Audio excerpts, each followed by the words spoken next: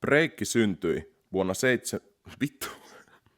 Loppu hittaammin vai? 3 ppm hittaammin. Sitten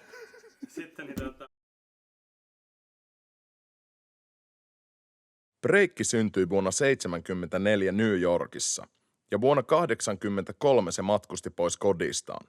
Valkokankaita Eurooppaan ja samalla Suomeen. Fat Laceit ja tuhdit peissit tarttuivat jokaiseen nuoreen. Tämä on tarina breikin seuraajista ja sukupolvista seuraavista. Niistä, jotka antoivat elämänsä breikille ja johdattivat suomalaisen tanssin uudelle reitille.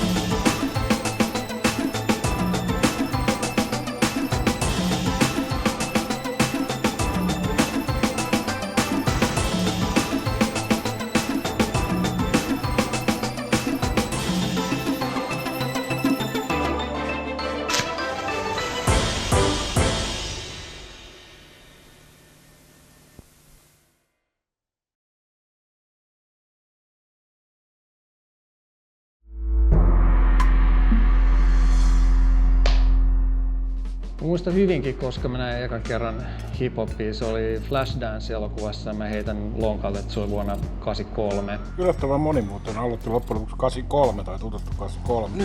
Mä luulin pitkän aikaa, että se oli 84 se buumi, että milloin niin ekat tuli. No mä näin ekan kerran hip-hoppia tai ylipäätänsä tanssimista, niin oli Breakdance-elokuvan mainos TV:ssä vuonna 1984. Siis mä katsoin vasta niin kuin mainosta ja mä olin silleen, että mitä helvettiin on jätket tekee. Mä näin sitä TV:ssä ja äiti tuli vielä kattoo sitä ja sanoi, että toi on jotain trikkikuvaa, että ei tollasta niinku voi tehdä.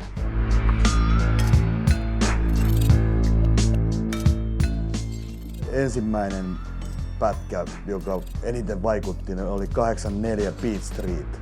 Mä olin siellä ensi-illassa ihan ensimmäisessä rivissä, näki heti ensimmäinen. Mä oon kotoisin Pasilasta. Suomalaisen hiphopin yksi kehdoista itse asiassa, että varmaan niitä ensimmäisiä kaupunginosia, jonne alkoi ilmestyä graffitteja ja koulussa räpättiin ja beatboxattiin ja breikattiin.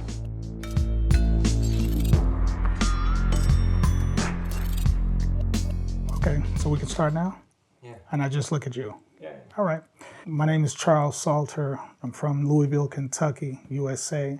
The first time I saw people b-boying, it was around like 1976. Later on, we found out that it basically originated from New York on the streets. Came to Finland in 1984. Mentiin sinne Charlesin tunneille 84. Oltiin me aika uuno, ei niinku tiedetty tanssimisesta mitään eikä niinku hip-hopista muutenkaan juuri mitään, mitä nyt mediassa oli nähty. At first, in the beginning, I had to sort of basically dance quite a lot because nobody knew anything about the dance. Hyvin erikoisen näköiset releet päällä ja soitti Prince. Ja sitten ei muuta kuin jätkät juoksi ja hikoili. Ja... Muistan vieläkin, kuinka se pisti meille tekee kaikkia vatsalihaksia ja punneruksia. Yli puolet tunnista oli jumppaa ja sitten vasta niin ruvettiin tekemään. Mutta eihän me oltaisi ikinä voitu tehdä niitä liikkeitä sillä lailla, kun me sitten opittiin, ellei Charles olisi opettanut meille, että näin se pitää tehdä. Mä rupesin harrastaa breikkiä 83-84. Meitä oli semmoinen porukka, joka oli aika paljon siis City-käytävässä. Tavattiin sillä lailla, että porukka tuli ympäri Helsinkiä. Oli ihmiset ihmeessään. Ihan niin. Kyllä mä muistan, kun mä kattelin silloin City-käytävässä karhuja niitä, niin kyllä mä olin ihan tohkeissa. Vitsi, tää on siistiä. Meitä oli aika paljon, enemmän poikia. Meitä ei ollut montaa tyttöä.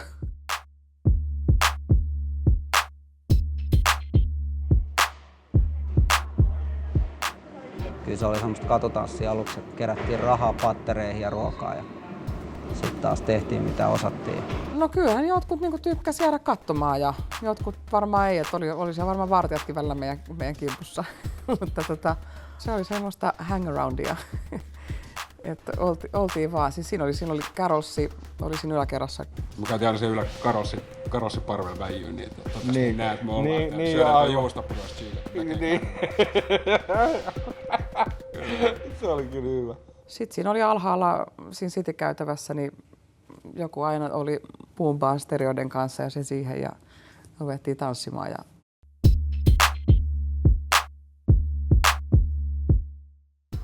Ekan kerran kun sitä näki musavideosta tai muulla, niin se oli heti siis selkeästi semmoinen fiilis, että vau, mä haluun kans testaa, että mun pitää niinku rupea kokeilemaan, että mahtaisiko luonnistua mitenkään. Jyväskyläiset kaverit oli Ruotsissa luokkaretkellä oppinut breikkaamaan ja oli saanut sieltä musiikkivideoita ja Kimmo Lahtinen kavereineen sitten kun tuli Jyväskylään, niin piti kuukauden mittaisen breikkikurssia.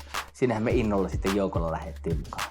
84 oli se ensimmäinen kurssi, kyllä, 84 loppuvuodesta. Se oli varmasti 84 vuonna, sitä alkoi jossain telkkariohjelmissa ja mainoksissa vilahtelemaan. Se oli niin hienoa hommaa, että oli pakko alkaa itse kokeilemaan. Että siinä olikin haastetta kerrakseen, kun tosiaan niin ei ollut ketään, joka olisi opettanut ja kellään ei oikeastaan ollut videonauhureita silloin. Muisteltiin niitä pätkiä, mitä oli nähty jossain telkkarissa ja alettiin itse omin päin kokeilemaan semmosia suurin piirtein 10-vuotiaita jannuja oli. Niin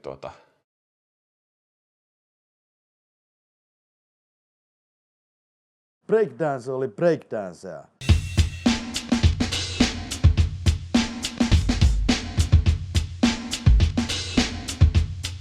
Ja sitten Electric Boogie oli siis tätä popping-tyyppistä toimintaa.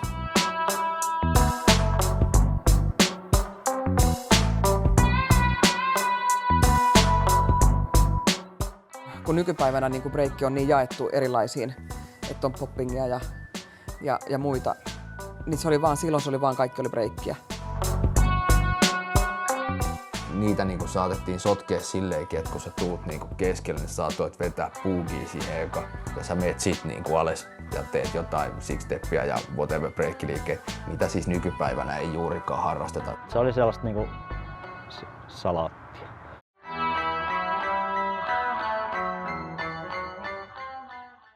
Muutin Saksaan, olisiko ollut 7-ikäisenä. 84 mä sitten muutin jo Suomeen. Sinne me muutettiin Lieksaan sitten Pohjois-Karjalaan. Siihen aikaan niinku pukeuduttiin sellainen niinku breikkiasu, niinku oli sellaista niinku värikästä neon värikistä jotain niinku nykyajan toppiliiviä ja tällaisia. Ja sukat oli veetty tonne asti niinku, ja sitten oli tennarit ja oli hiuspantaa ja hiukset oli tälleenä. Ja sehän nyt ei sinne sopinut ollenkaan sinne. Aika nopeasti piti ostaa jo farkkutakki päälle, että se säilyi hengissä siellä Lieksassa. Joo, me pukeuduttiin silloin, voi hyvänä aika. Meillä oli niittihardellit oli käsissä, koska Breakdance-leffassa ne pukeutui silloin. Mä en koskaan oikein ollut hirveän innostunut siitä, mutta mä ajattelin, että kuuluu asiaan olla semmoset niittijunut. Ja hyvä, ettei saatu daijua stadissa pari kertaa sen takia, kun meillä oli semmoset hölmön näköiset kuteet, mutta onneksi se vaihe meni sitten ohi. Farkkuihin tehtiin semmosia levennyksiä jostain tuulipukukankaasta ja niihin levennyksiin mahdollisesti jotain graffitikuvia ja sama oli semmosia isoja niin kuin farkkuliivissä isoja graffitikuvia selässä. Ja nyt kun mä katson näitä nuoria tuolla kaduilla, niin niillä on niinku joka toisella veijarilla semmoiset kledyt, mitä me oltais haluttu silloin. They didn't sell a lot of these Adidas Superstar, Shelto, All-Star shoes. They didn't sell any of that kind of stuff. Mut me yritettiin löytää niinku jotain niinku Adidaksen malleja, jotka oli edes sinne päin ja ratkottiin niistä noita ompeleita, että me saatais niistä leveämmät. Sitten kiekko tonne kengän päähän, että se levii. Läski, Adidas. Sitten me tehtiin omia niin fat laceja, levennettiin kengännauhoja, pistiin eka 2 rinnakkain. Tää on nyt yksipuolinen, mutta tämmöisiä nauhoja ei ollut, vaan niitä piti tehdä sitten. Pantiin noilla saksilla vähän noita reikiä isommaksi. Sitten tuli kilpavarustelu, pistiin 3 rinnakkain. Kunnes sitten niinku yksi jätkä tuli silleen, että siellä oli koko se, niinku se välikkä, missä pitäisi olla niitä nauhoja, niin se oli yksi nauha. Mä tein Adidaksen nauhat, niin ne oli semmoista niinku laivaköyttä. Mun mielestä se oli itse asiassa aika hauskaa niin siinä mielessä, että sulla ei ollut mitään täysin valmista formaattia. Isompaa, komeampaa, makeampaa. Sehän siinä oli idea, että minkä takia sitä niin on tehty. Se oli myös se ongelma, että kun me oltiin tehty niihin ne leveät nauhat, niin niitä ei tietenkään tyylin mukaisesti niin kuulunut solmia. Tiedän miten, mutta oltiin esiintymässä yhtäkkiä kenraaleille suunnilleen tuolla Katanoka kasinolla ja Kimmo rupesi vetää tuulimyllyä ja sillä lähti kenkä ja se osui suoraan jotain kenraalia päähän. Ja kenraali vaan naureskeli, ei se nyt paljon varmaan sattunut, mutta se oli ihan tätä oli hurjaa meininkiä.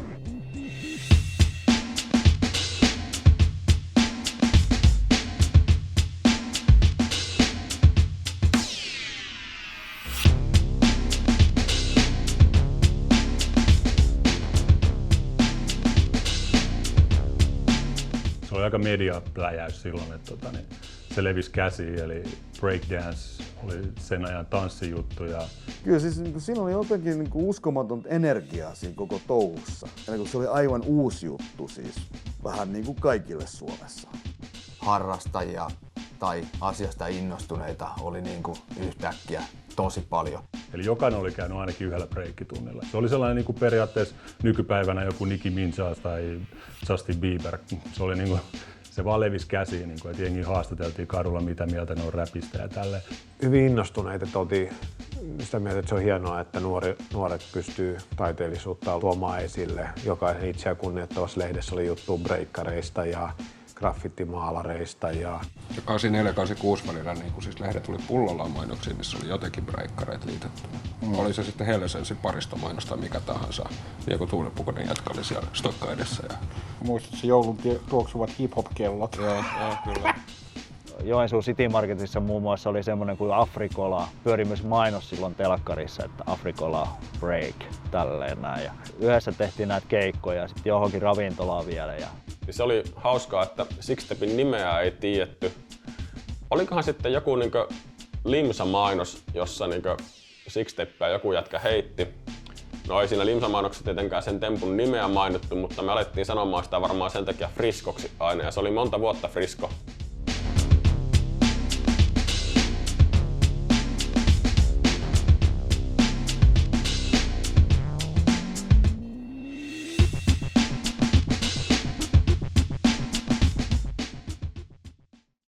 varmaan se oli 85 vuonna se meidän ensimmäinen keikka.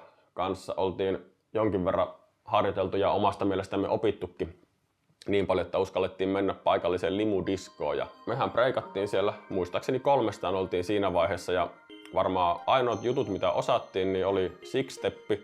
Sen nimeä ei tosin silloin vielä tiedetty.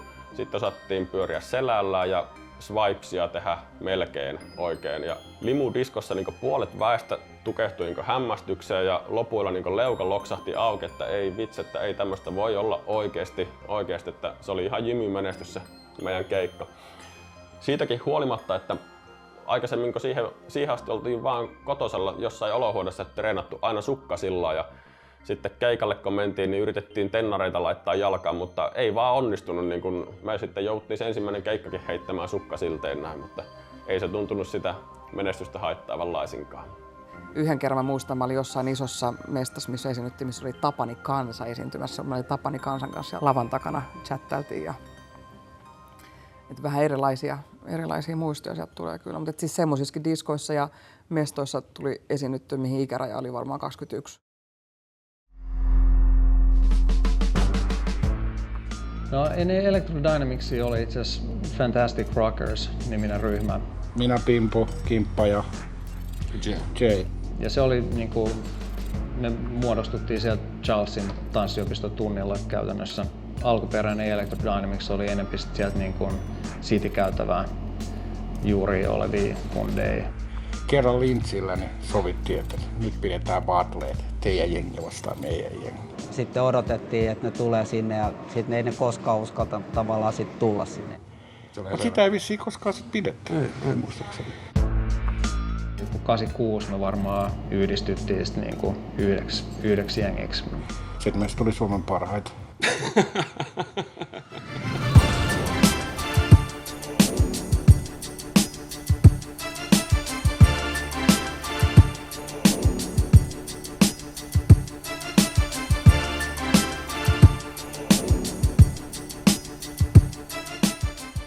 Aika paljon omatoimisesti harjoiteltiin ja meillä oli semmoinen iso kunnioitus noita New Yorkin tanssiskeneen breikissä kohtaan. Se oli meistä se ainut ja oikea tapa breikata. Suomalaisista ryhmistä, niin tää on mun henkilökohtainen mielipide, niin mun mielestäni paras oli silloin 80-luvulla Electric Dynamics. Voi olla itse jäävi sanomaan, mutta oltiinhan me silleen valovuoden edellä siinä tyylissä. Kyllä se täytyy myöntää, että olihan meillä siis kuitenkin sellainen tietty ylimielinen asenne.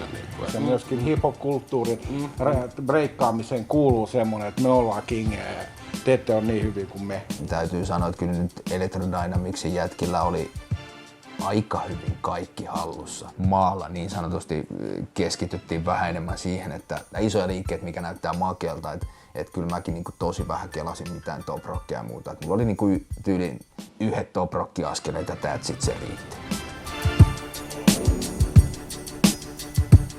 Kyllä me tiedettiin olevamme hyviä, mutta se kertoo meidän asenteesta aika paljon se, että me treenattiin ihan erkkinä sitä ennen kuin me mentiin muita vastaan battaamaan. Eli ei se ollut meille mitenkään itsestäänselvyys, että voitetaan.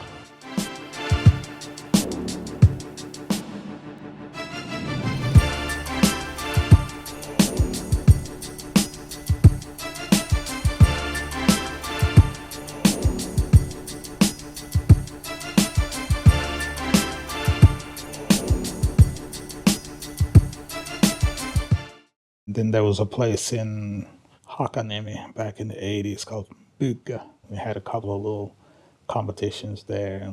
And then Airo Samolen, she started doing this Master Mover competition. I can't say how big the crowds were, but they were quite big, over 1,000 people. 86 oli SM-kisat, ne näytettiin telkkarista. Esimerkiksi siinä Agrenin Mikko voitti.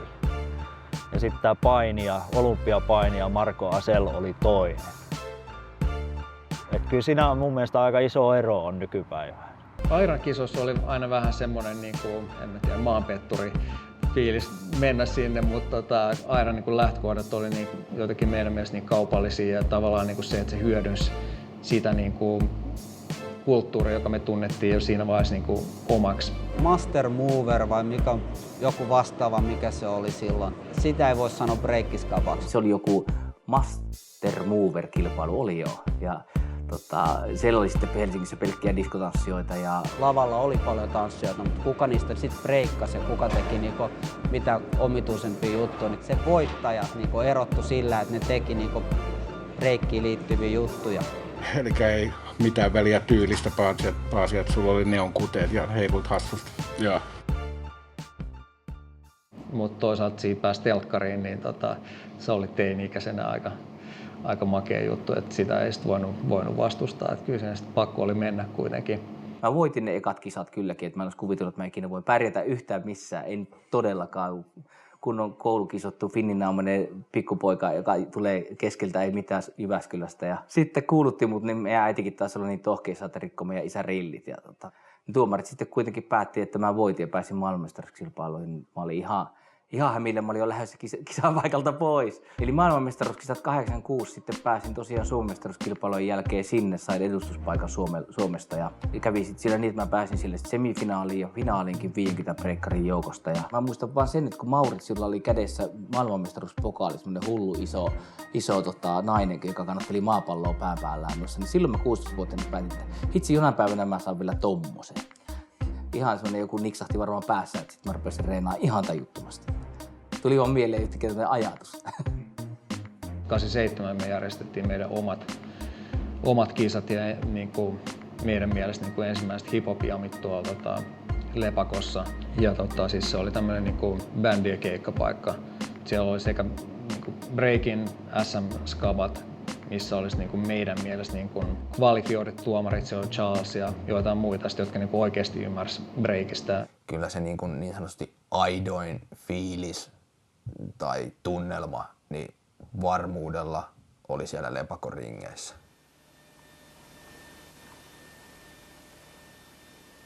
Lepakon jamit oli sellainen kokoontuminen, että sinne tuli koko se gööri, ketä niin kuin sitä oikeasti teki, niin oli siellä. Se oli tosi makea. Se tuntui, että kaikki kerääntyy yhteen. Tutustuttiin, näytettiin tägejä, pommattiin eri kirjoihin. Jengi keräsi, toi on toi, tos menee toi, okei, toi on toi kova tyyppi. Sitten oli musaa, totta kai tultiin fiilistelemään sitä ja tultiin katsoa, jos oli joku räppäri, jos oli Damn the Bandi tai joku tahansa, niin totta kai me oltiin siellä niin kuin fiilistelemässä ja supporttaamassa sitä.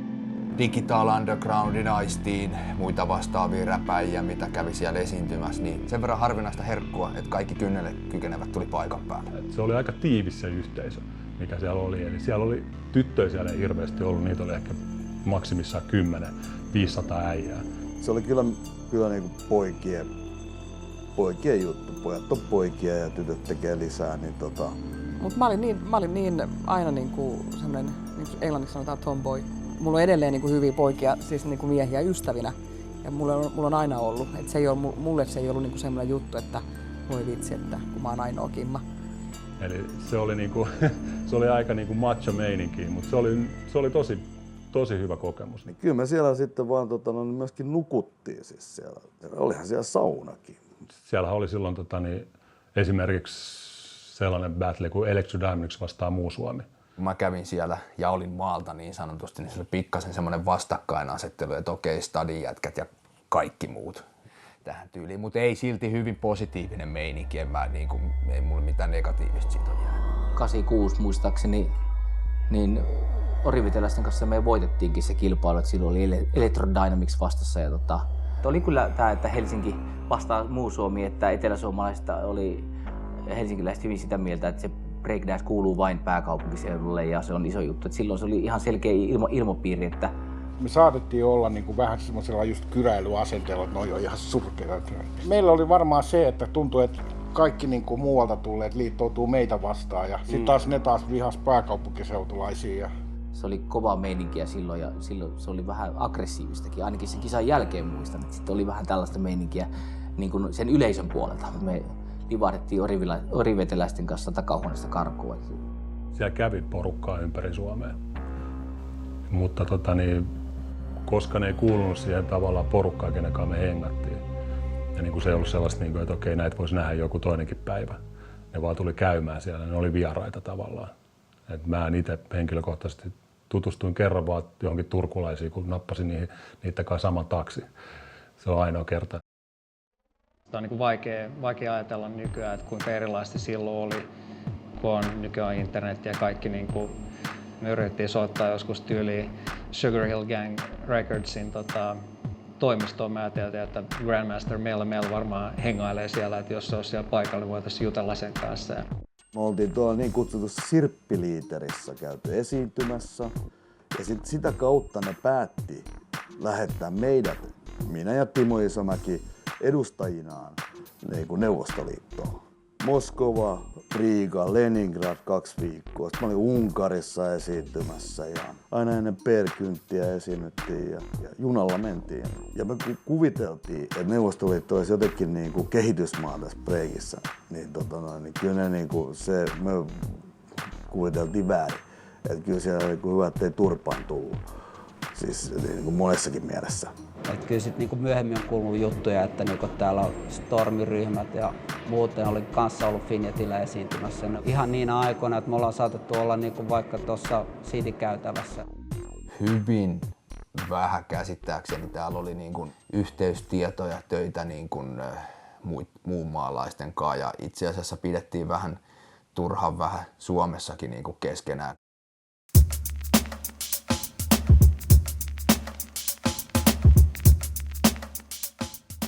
No ei niinku hip-hop-kulttuuria silloin niinku menty ja opiskeltu. Sehän vaan niinku, sitä vaan imettiin ja oltiin siinä mukana. Niin kuin mä sanoin just, että graffitit ja tagit ja niinku sit se pukeutuminen ja miten laitettiin huiveja. Ajatellaan hip-hopin arvoja, niin ainakin siinä vaiheessa kun mä olin nuori, niin yhteisöllisyys oli semmoinen yksi hyvin voimakas. Philosophy of hip hop was, love, peace, having fun. It's about having fun and just everybody being together and coming together on that level.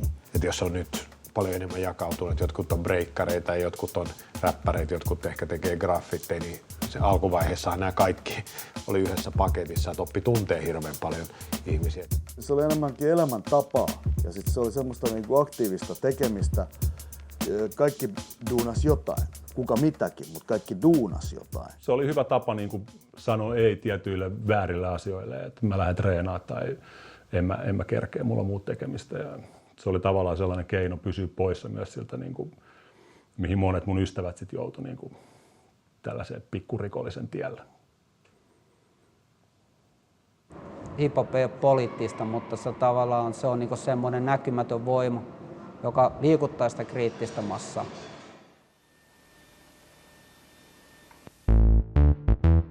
NWA, Ice Cube, Dr. Dre, Eazy-E.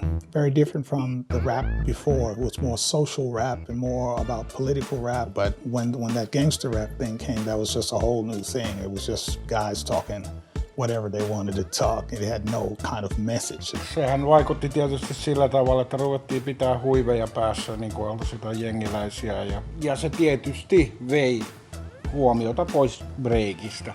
Yhtäkkiä käännetään mun mielestä vähän idean päälailleen, kun tehdään hip-hoppia alun perin lähtenyt synkistä oloista, että tehdään jotain positiivista.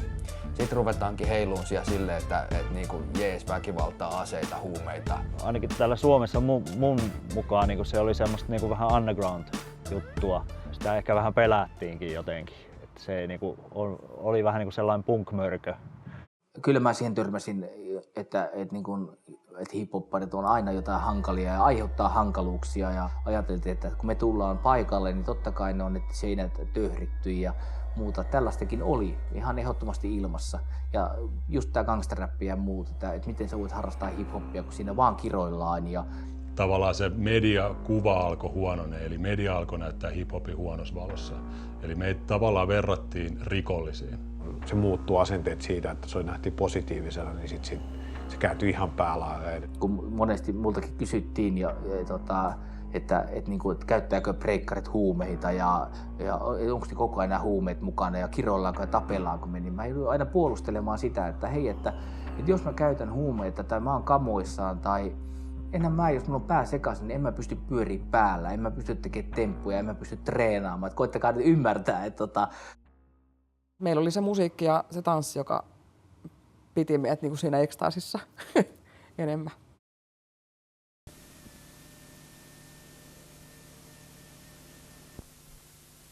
Joo, mä oon monestikin miettinyt sitä, että breikistä hiipui siinä 80-90-luvun taitteessa. Jotenkin tämä toiminta silleen niin ylti sinne johonkin vuoteen 88 asti. Sanottakoon, että kyllä se aika paljon niin huomasi, että suomalainen tanssikulttuuri, niin ne ei arvostanut sitä meidän tanssia silloin, eikä sitä nähty niin pikkupoikien juttuna. No suhtautuminen breikkareihin oli kyllä lähinnä sitä, että koska sä lopetat. Oli semmoinen niin kuin hirveän yleinen kysymys.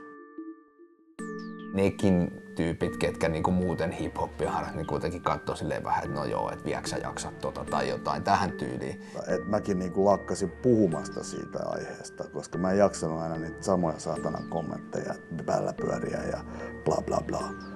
Nyt mä ajattelin, että tää on lopaa. Tasarahaa, kiitos. Näkemiin kassan kautta. Siihen aikaan niin eihän se ollut tanssia. Eihän tanssijat hyväksynyt sitä, eihän mitään tanssia ollut. A lot of the jazz and modern people, of course, it was a new thing for them, but they thought it was going to be a thing that wasn't going to last. Yksi on se, että porukka vanheni ja ne lähti sitten niinku eri teille. Ei kukaan batlannut ja tuntui, että hip-hop-bileitäkään ei oikein järjestetty ja musiikki ei kadonnut kylläkään mihinkään, mutta tanssiminen se vaan hävisi. Breikki on niinku mun mielestä taistelulaji, jos ei ole kontaktia, niin jos ei ole vastustajia, niin tavallaan sitä ei niinku itsekseen jaksa niinku loputtomia. Ei ollut kilpailua, ei ollut sitä, että mitä tehdään. Ei ollut skaboja, ei ollut mitään, niin kyllä se söi. Ei siinä ollut enää mitään elämää siinä breikissä. Se oli surullista aikaa. Se jotenkin vaikka kuinka olisi halunnut jatkaa, niin, mutta kun ei enää mitään ole ympärillä niin kuin yhtään breikkaajia, niin ainakaan siinä pääkaupunkiseudulla tuntuu, että ei niin kuin muutama hassu enää, niin se tuntuu vaan niin kuin kuihtuvan kasaan. Itse asiassa voisi sanoa, että kun kuitenkin Suomi breikin oikein lamakausi tai hyvä, ettei kuollut sukupuuttoon niin sanotusti siinä 90-luvulla, niin se oli meidän vanhempien kavereiden oma moka, kun me ei pidetty yhteyttä. Välimatkat oli silloin niin kuin, tavallaan Suomen sisälläkin paljon pidempiä. Lankapuhelin oli niin kuin ainut keino saada ihmisiä kiinni. Niin Ehkä me oltiin silleen niin sen verran sisäinen klikki, että me ei ajateltu, että ei Suomessa oikein ollut ketään muuta kuin me. Sen ajan nuoren miehen maailmankuva on ollut aika suppe. Et vaikkei meitä ei hirveän montaa jäänyt jäljelle, ketkä sitä 90-luvulla tekiviä, niin se homma olisi ollut ihan toisessa kantimissa, jos me oltaisiin pidetty yhteyttä. Et kyllä se on niin kuin jälkeenpäin katsottuna ihan selkeä virhe. Sanotaanko, että meilläkin me keikkailtiin vielä 92 ja silloin oli todella niin kuin hiljasta. Ja siihen mekin lopetettiin sitten, että 2 viimeistä keikkaa oli jossain Kuopiossa ja Jyväskylässä ja sitten ajateltiin, että mitäs tässä niin kuin ritari ässä. Muissa hip-hopin osa-alueissa kuitenkin liikkuu sen verran enemmän rahaa kuin breikissä, niin breikin kiinnostavuus niin kuin median osalta laski ihan totaalisesti. Mä olisin erittäin mielellään harrastanut 90-luvun alullakin breikkiä, mutta kukaan ei sitä vaan tehnyt. Se oli vähän yhden miehen homma, ainakin Keski-Suomessa. Mä rupesin harrastamaan niin showtanssin puolta, eli kaikkia mahdollisia esittäviä tansseja, mitä Jyväskylässä pystyi harrastamaan. Siinä meni just pari vuotta tosiaan silleen, että mä en edes reenannut viikoittain, mä reenasin sit tosi satunnaisesti. Se oli hyvin lähellä, ettei se kokonaan loppunut itseltäkin, mutta sitten onneksi satuin saamaan VHS-kasetin jotain Saksa-breikkiä oli silloin. Niin ja se iski sitten taas uudestaan totaalisesti. Niin katsoin, että ei jumalauta, että osaaks noita tommosia, kun muisti itse jotain myllyjä ja backspinejä ja muita. Ja sit katsoin, kun jätkät vetää flareja ja e-trackia ja muita. Ja katsoin, että jumalauta, tosi hienoa, että nyt pakko sinne mennä reenaan lisää.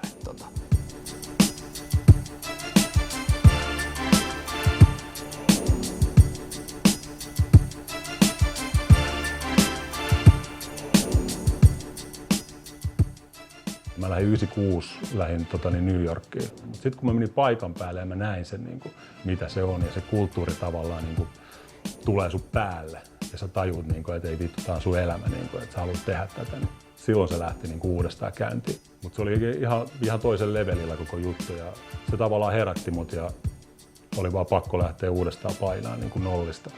Ja se lähti vaan silleen, että mä halusin vaan tehdä sitä. Siinä ei ollut mitään muuta lähtökohtaa kuin se, että mä saan vaan tanssia ja tehdä sitä. That's it.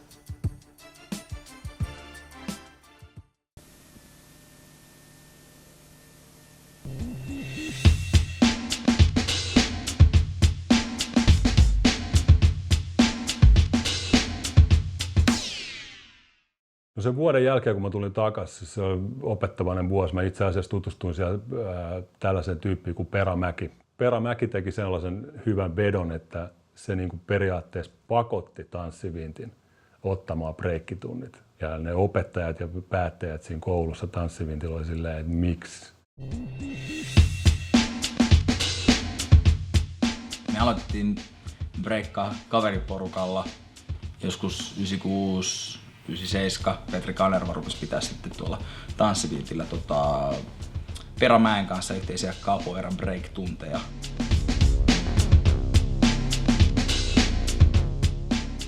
Mä tulin 97, muutin backiin Suomeen. No vanhalla oli hip-hop-jamit, niin sit siellä oli just Elastinen.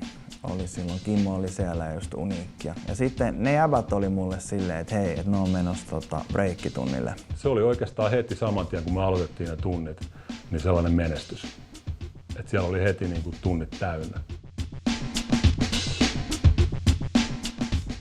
Petrin tavallaan workshopille mä menin ihan sillai tosi ujona tyttönä menin ja kysyin, kun mä ajattelin, että no mitä täällä, että onks tää, niinku, voinko mä tulla ja näin. Ja sitten just Iso-Pete oli siellä opettaa. Ja sitten se oli heti silleen, että ei, nyt mennään treenaamaan saman tien Kiisikselle. Niin Pete kysyi ja pojat oli siellä, että joo, tuut sä treenaa meidän kanssa. Niin kun, ja mä muistan vaan, miten siistiä se oli silloin, kun ne kysyi ja mä olin siellä, että jes, mä pääsen treenaamaan jonkun porukan kanssa. Niistähän sitten meistä koostuikin ryhmä. Ja lähti ensimmäinen, Illmatic Crew oli meidän ensimmäinen nimi. Sitten tuli tää Savage Feet Crew.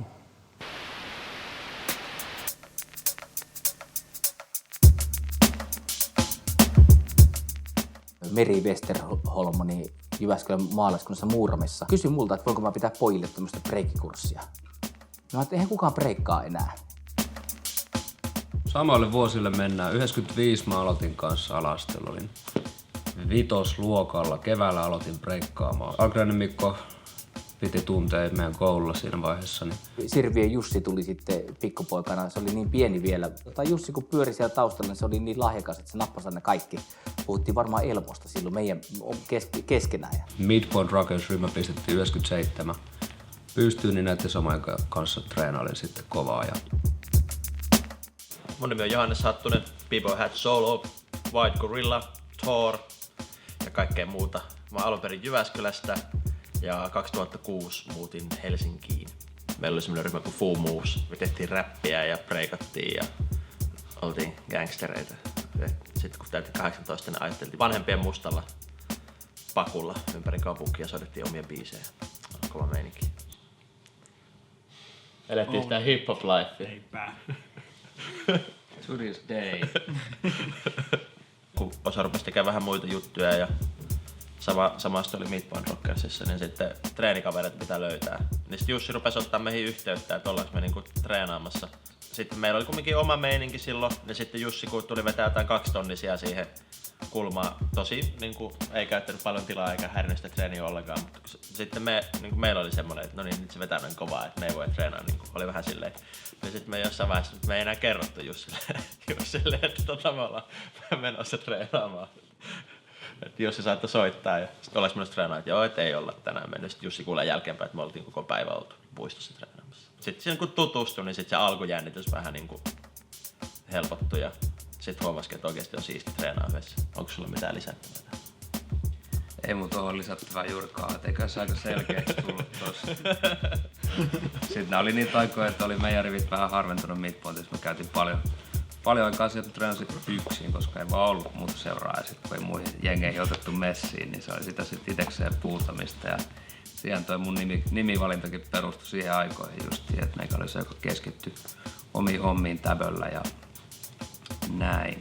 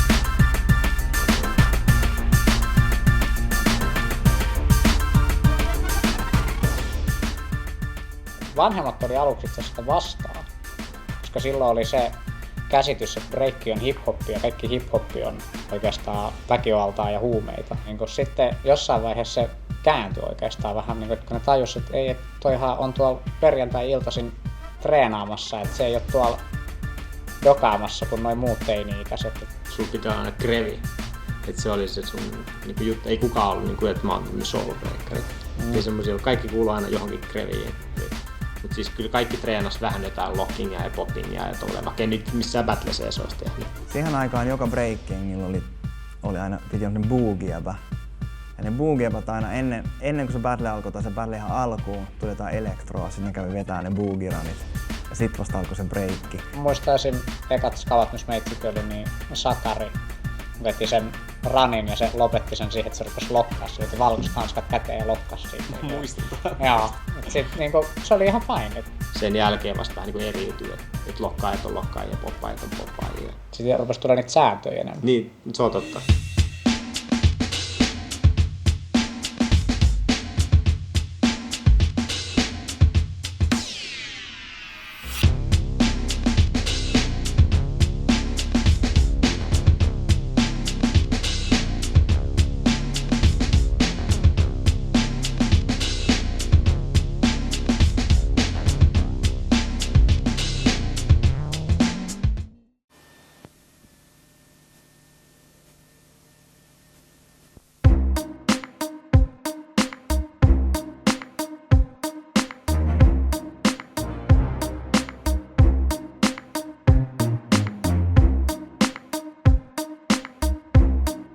Niin mä aloitin breikkaamaan joskus 95 aktiivisesti.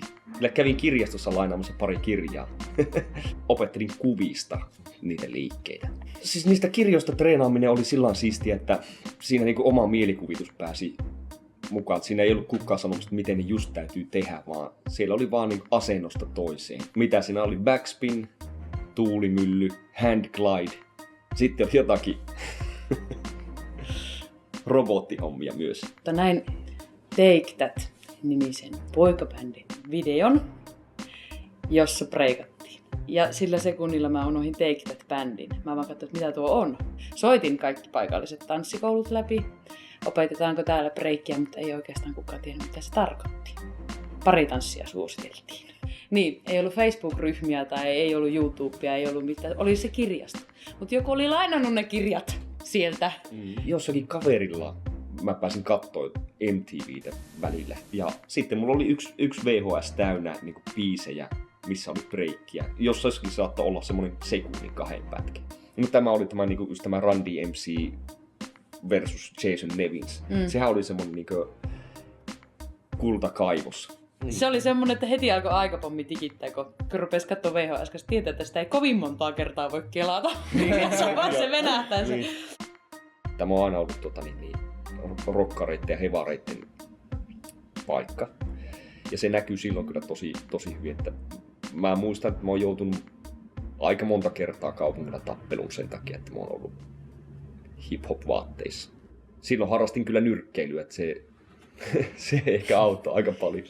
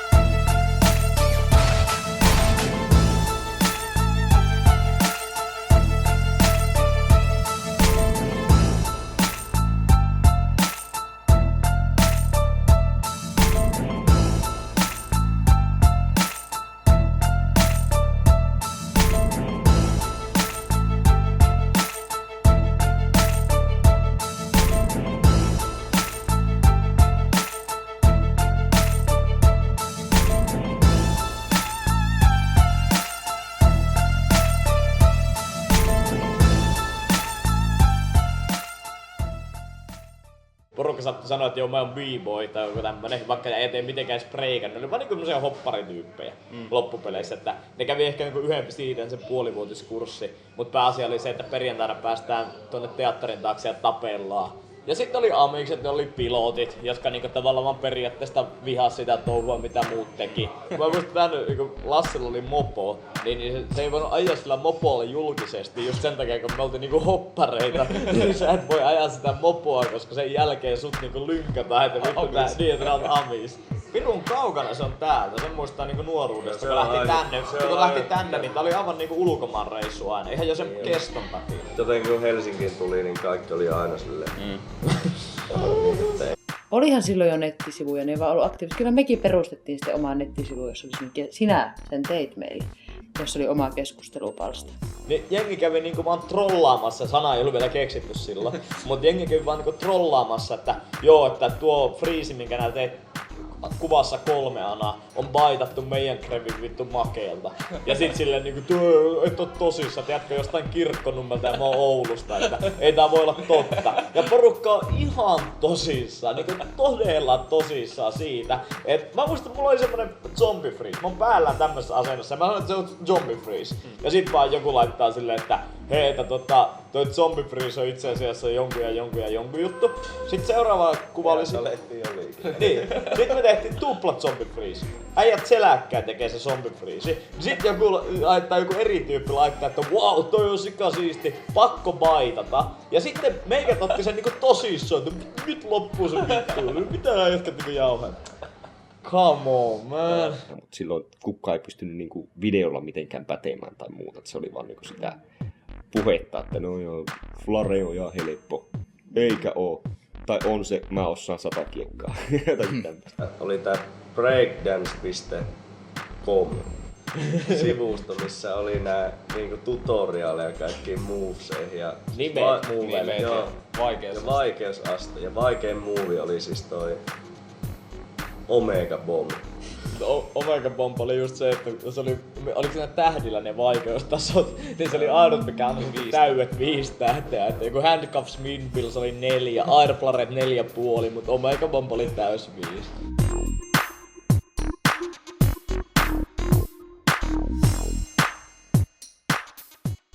Silloin kun tuli tavallaan, Oulukin tuli internet, niin silloin niinku jostain sivulta vaan ladattiin ja ne oli niinku, että break.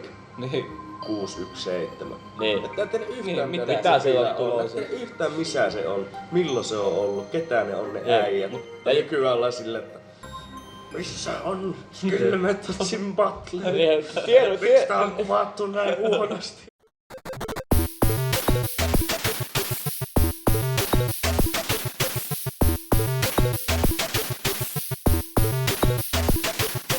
Pääpointtina, että silloin kun meillä oli muksu, niin internettihän joutui soittamaan, tiedätkö, silleen, niin kuin kotikoneelta. Et sun lankapuhelin ekana soittaa silleen, tiedätkö, haloo täällä internet, sitten se, moits, Simppa täältä Valkosken tiestä 46, että saanko tulla sisään, ja sit se on silleen, toki, kunhan ensiksi odotat 43 sekuntia ja kuuntelet, Mun nimi on Antti Uimonen ja mä oon kotoisin Äänekoski. Kun Flowmo kävi siellä freestyle-sessionissa, siitäkin tuli tämmönen raportti. Siitä ei ollut video, mutta se tuli teksti siitä yhdestä battlesta, ketä vastaan ne battles, kun siinä oli, että Taija oli mennyt eka ja sitten oli ryöstynyt jotain roundeja ja Ätä oli jotain tehnyt kanssa ja Jussi oli vetänyt ihan sikakovat roundit ja me vaan luettiin sitä tekstiä ja se oli vaan, että mitä vitsi tapahtuu. Että... Mun mielestä voitais mennä siihen haukkumisosastoon kohta, että ei nyt se ainakaan jää.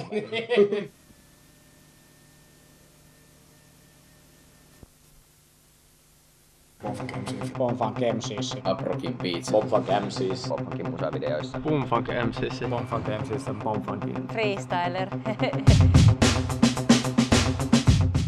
Siis 90-luvun lopun nousu, eli 98 B-boyin nousu, breakdancein nousu on aivan yksiselitteinen syy on Boomfunk MCs ja Uprockin Beats video. Sen jälkeen se kolahti porukka repes. Ja ne oli ne tekijät, mitkä on monelle ihmiselle ollut se aloittava syy. Sitten ehkä sekin vielä, että ne on ollut suomalaisia tyyppejä.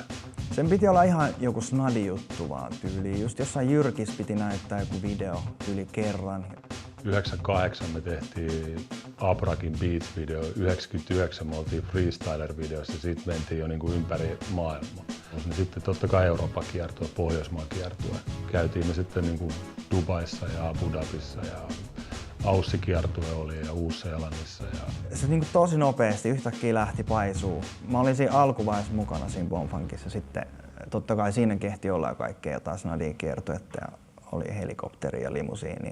Sitten mulla oli mun koulu, sitten mä niin jossain vaiheessa sanoin, että hei, mun on pakko käydä mun kouluun. 250 keikkaa oli niin kuin vuodessa. Eli 99, 2000, 2001. Niin se niin kuin oli pelkkää matkustamista. Tuli kyllä kierrättyä kaiken maailman Siperiat ja Kazakstanit. Kyllä mä muistan, että se oli kyllä musta hienoa aikaa, koska se oli vaan hyvä porukka. Ja edelleen kun joskus miettii niitä aikoja, niin alkaa hymyilyttää, koska koko bändi ja sitten kaikki tanssijat, Mikko ja Janne, niin meillä oli kyllä tosi hauskaa aina. Eniten mihin se puuduttaa niin kuin ihmissuhteisiin. Eli kun me ollaan koko ajan niin kuin periaatteessa yhdessä sen porukan kanssa, niin jossain vaiheessa alkaa tulee ristiriitoja. Ei se aina ollut helppoa, olihan se raskasta se matkustaminen, mutta... Aikataulut hiertää ja ei saa nukuttua ja esiinnytään ja kyllä se on kovaa, se on tiukkaa. Kasvatti paljon niin kuin ymmärtämään itsensä niin kuin esiintyjänä sekä ihmisenä.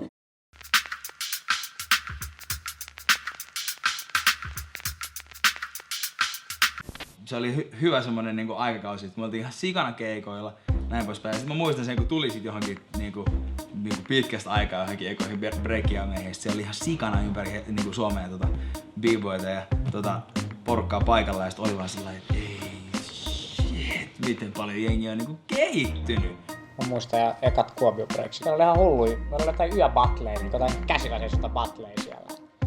Kuka tekee pisimmän 90sin ja silloin kun kukaan ei osannut kuin jonkun 1-2 kiekkaa 90sin. Mä voitin backspin. Joo, siellä oli backspin sanapoja. Sitä se Aagreeni sanookin aina. Siellä kyllä ne jengi, niinku, siellä ne hesalaiset kiertää niinku, ympäri maailmaa Bombfunkin meissä, mutta ei niillä ole aikaa treenaa, että ei ne ole niin kovia sitten enää. Niin. Ne on ihan hyviä, mutta ehkä treenataan niin paljon, että ne saman tien ohi.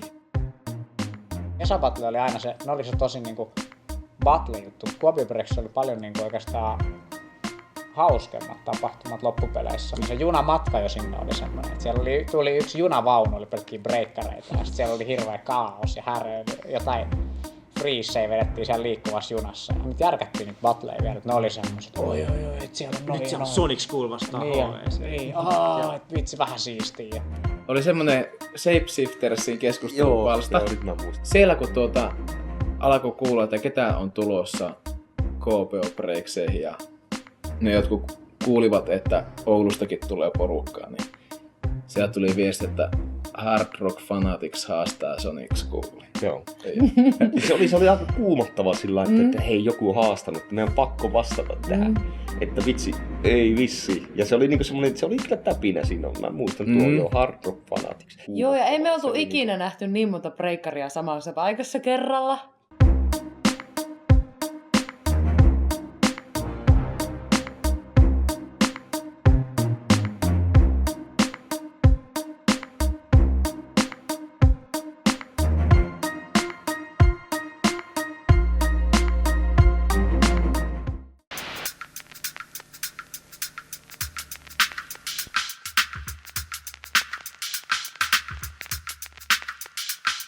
Varkaudessa oli 6 breikkiryhmää. Jokaisella ala-asteella oli oma breikkiryhmä. 25 000 ihmistä, niin siinä 9 kreviä semmoisen kaupunkiin just Bombfunk-boomeen aikoihin, niin kyllä sai patlata vähän väliä siellä. Se alkoi siis siitä, että mä tosiaan näin limudiskossa 2 tyyppiä, joilla oli samanlaiset kuteet kuin niissä musavideoissa. Ja sit niillä toisella oli vielä rastat ja toisella afro. Meillä oli Adidaksen tuulipuut, mulla taisi olla afro silloin ja Ekillä rastat. Onko ne jotain ufoja? Mistä noin tulee? Ja sit ne osas handglide.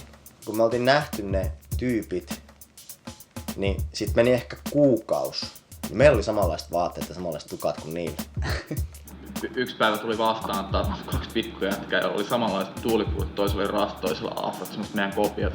Ja sit se oli Mahkosen Mikko ja Kettosen Jimi ne tyypit. Ja Tosin me oltiin 2 päätä pienempiä kuin ne. sitten oli vähän semmonen, että ei mitään nojaa tästä oikein meinaa, että mikä juttu näin oikein on. What the fuck, ketä noi on, ketä te ootte? Ja sit ne tuli jollekin meidän keikalle katsomaan ja sit mä olin Ekille silleen, että hei, että otetaan noi Junior Moonfreaks. Eki oli, ei oteta, ei todellakaan jätkiä sisään. Sitten se oli, ei otetaan Junior Moonfreaks. Sitten katsotaan, että koska meidän pakko nyt kehittyä johonkin suuntaan. Sitten me otettiin ne sisään ja niistä on tullut aika kovia tanssijoita sitten myöhemmin. Se hip-hop tuli sitten niiltä 2 kundilta. Että me baitattiin niitä, me matkittiin kaikki mitä ne 2 kundia teki. Ei me annettu niille vaihtoehtoa. Me oltiin niinku päätetty, että meistä tulee maailman kovimpia jätkiä breikkaan, niin sitten ne vaan oli silleen, että hei, teillä on asennetta ja sitten otti meidät mukaan.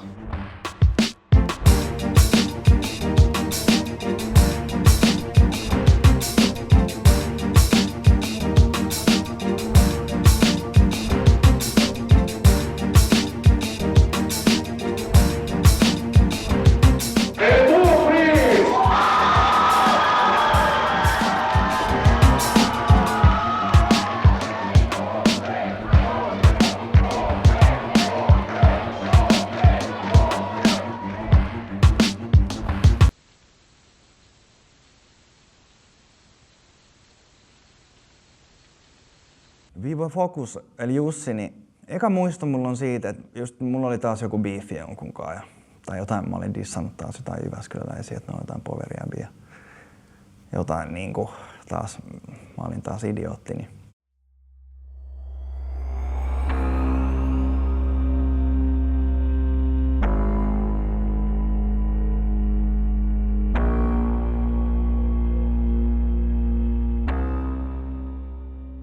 Elastinen ja Topi tuli aukoon meidän guestbookiin, että niinku, ei jätkät osaa edes six-steppia, että come on, näkemättä meitä.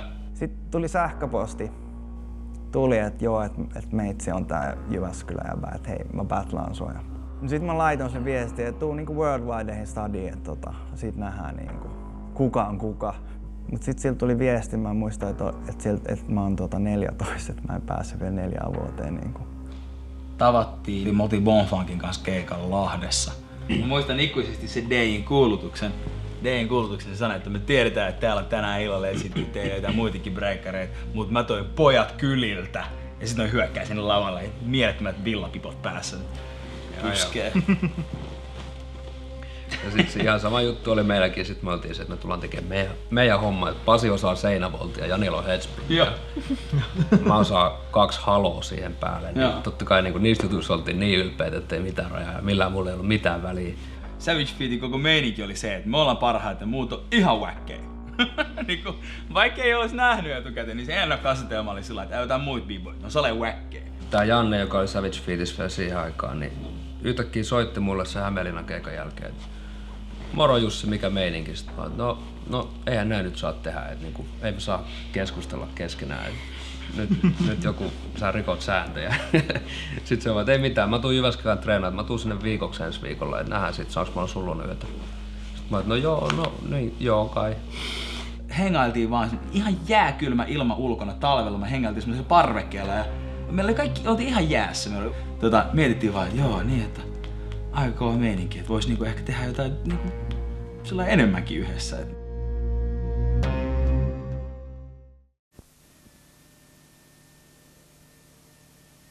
Sirviö Jussi oli lapsena jo megalahikas, eli kun Jussia opetti, niin Jussi teki sen perässä saman tien.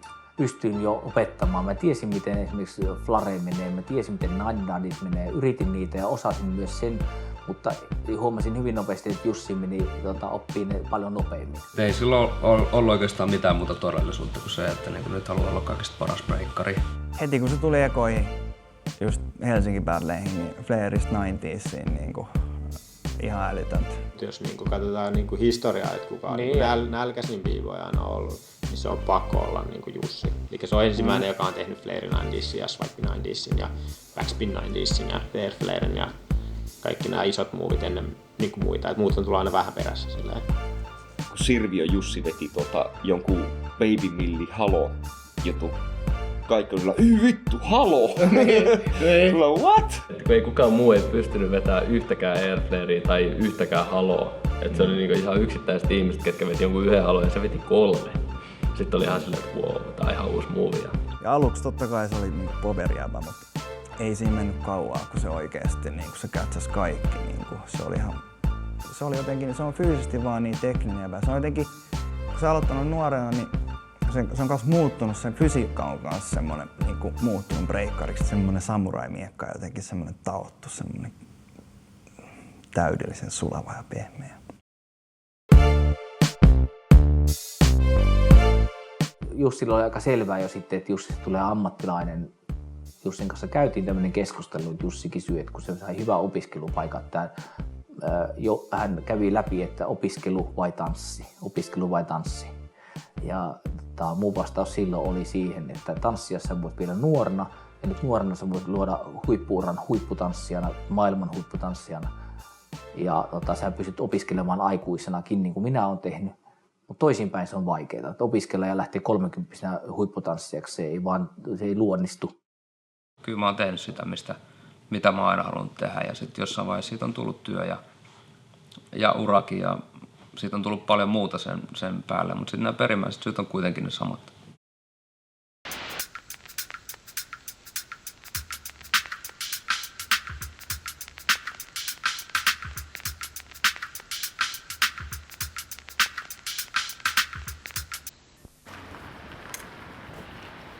Terve!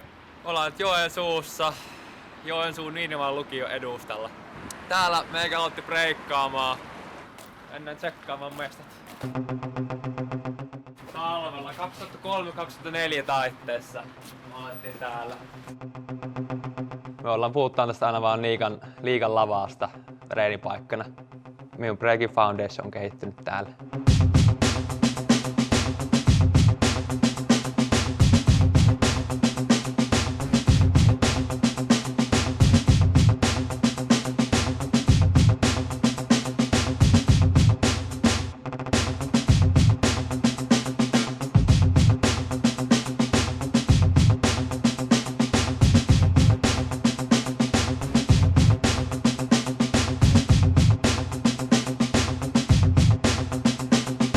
Silloin kun ekan kerran kun Henkka ja Risto ja Reimo tuli tänne reenaamaan, niin itteni jännitti silleen, että minä en hirveästi saattanut reenata hirveästi ja harmittelin mielessäni, että voi vitsi kun ne on tullut, niin ei pääse itse oikein reenaamaan. Mutta sitten siihen kun tottui, niin sitten totta kai se oli vaan siistiä kehittyä enemmän ja oli sitten halua reenata, kun näki, että mihin voi päästä.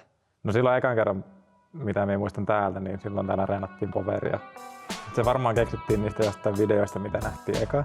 Jotenkin tuli vaan semmoinen, että vitsi, nuo on pakko reenata ja nuo haluaa oppia. Itse asiassa tulikin yksi tyyppi sanomaan, että nyt tehkää footworkia ja tehkää toprokkeja. Ja sitten näytti myös vähän, miten niitä voisi tehdä. Ja tämä henkilö on siis Väinö Makkonen Varkaudesta.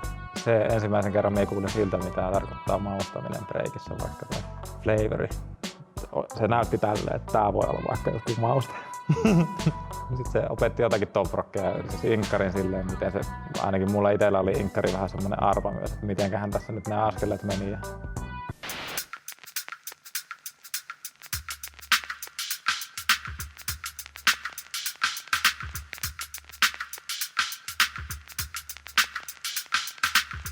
No sitten me ruvettiin tekemään enemmän niitä ja tajuttiin, että ehkä se oli myös mielekkäämpää, kun tajusi, että oi vitsi, tässähän saattaa mennä musiikkiin vaikka joku juttu.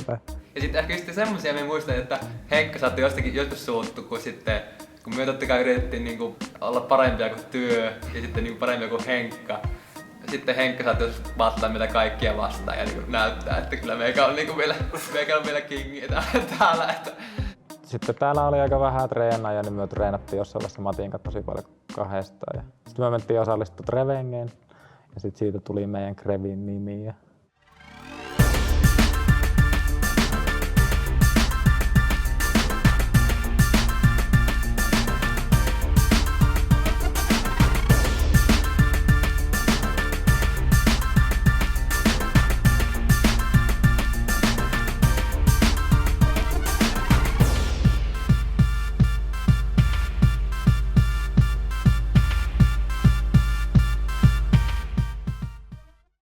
Mä muistan, että niinku leveät kengännauhoja ei niinku saanut mistään.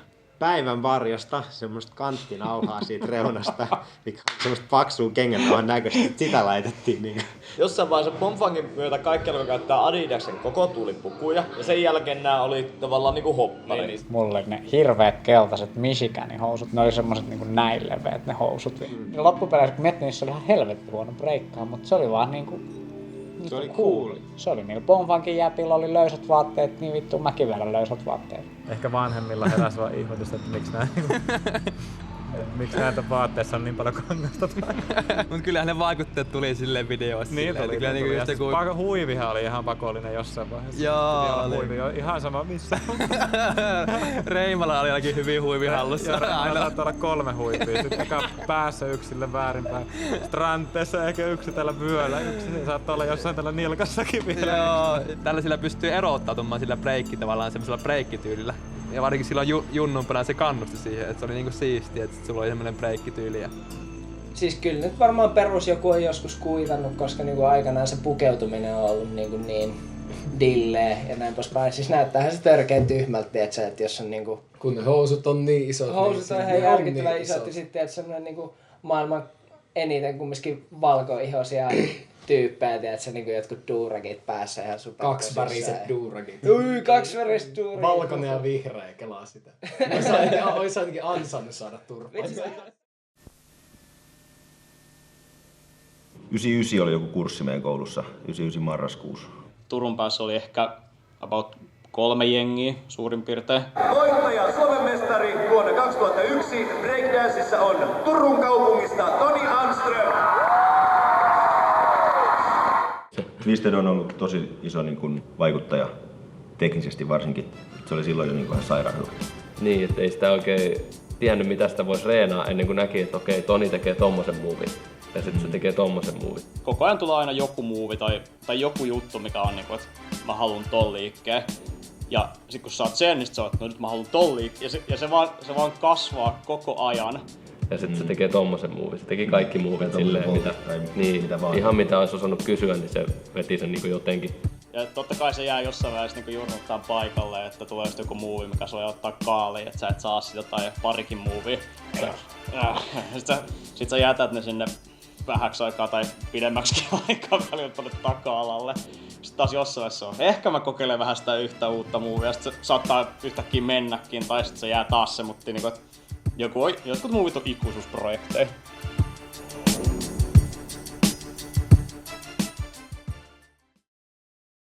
Mä koen, että silloin kaikissa niin kuin Suomen jameissa niin ei välttämättä ollut niin oikeudenmukaista meininkiä aina. Että jos sä et tehnyt pelkkää nykistailia, niin sä et ollut mitään. Mun mielestä. Mulla on tämä kokemus. Niin kuin. Me tehtiin poveria silloin aika paljon ja se oli vähän niin kuin kirosana. Me koettiin se näin. Musta tuntuu, että se, että miksi Foundation jutus tuli niin iso Suomessa melkein pelkästään siihen aikaan. Että just Isopete oli aina silleen, että, että tyyli on tärkein, ei niinku ne temput tai niinku triksit ja näin. Ja sit just se, että ikinä ei saa baittaa, että täällä on oma tyyli. Se oli jotenkin, kun me katsottiin sitä ylöspäin, niin me oltiin, että joo, todellakin. Niinku. Emme niinku silleen ymmärretty, niinku osattukaan juuri mitään, mutta sit me oltiin tosi papukaija, niin että style pitää olla.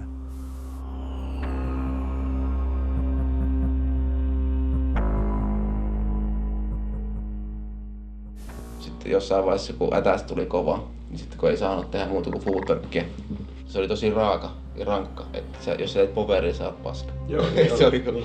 Mä muistan, yksi kesä oli se, että nyt harjoitellaan futaribiittiä. Se oli hullua raastoa, koska niinku vaan nopeasti tehdään futaria, kun ei vielä osaa kuunnella siksi teppejä. Stanssi ihan silleen blörönä. Niin, ei tässä ei välttämättä ole kyse siitä, että me oltais hävitty mitään. Monta kertaa näki, että mun mielestä noi oli kuitenkin parempi ja silti ne hävisi. Tämmönen mutu psykologinen hypoteesini on se, että nämä ikävät äänet ei todennäköisesti itse osannut näitä liikkeitä ja sitten purkista paha oloaan sitten netin kautta ja muutoin.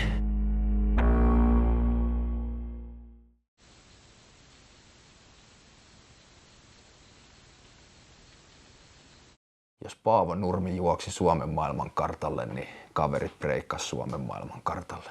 Jos katsoo sivusta, niin voi helposti vaikuttaa siihen, että miksi FOMO kutsutaan aina joka paikkaan, mutta se ei niinku todellakaan ole silleen ikinä mennyt alun perin, vaan se on lähtenyt siitä, että me on vaan paiskittu hommia niin perhanasti. Että 2006 oltiin 2 kertaa Jenkeissä pätläämässä omilla masseilla, 2005 oltiin, mä olin kerran, sä olit 2, 2004 mä olin 2 kertaa Jenkeissä pätläämässä. Niinku, se oli vaan sitä, että niinku piti jostain hankkia vaan se raha, että pääsee edustamaan rapakon toiselle puolelle. Olis kattonut, kun Keimeli vetää siinä miniringissä ja itse puskee parhaansa sinne perässä ja sitten kun tulee himaa, niin sitten on vaan jotenkin hullu fiilis ja niin kuin jaksaa puskea ja treenaa ja tuntuu, että vähän peleissä saat expaa lisää. Tuntuu, että expaa oli tullut ihan törkeänä lisää ja levelit oli vaan noussut. Sama meininki.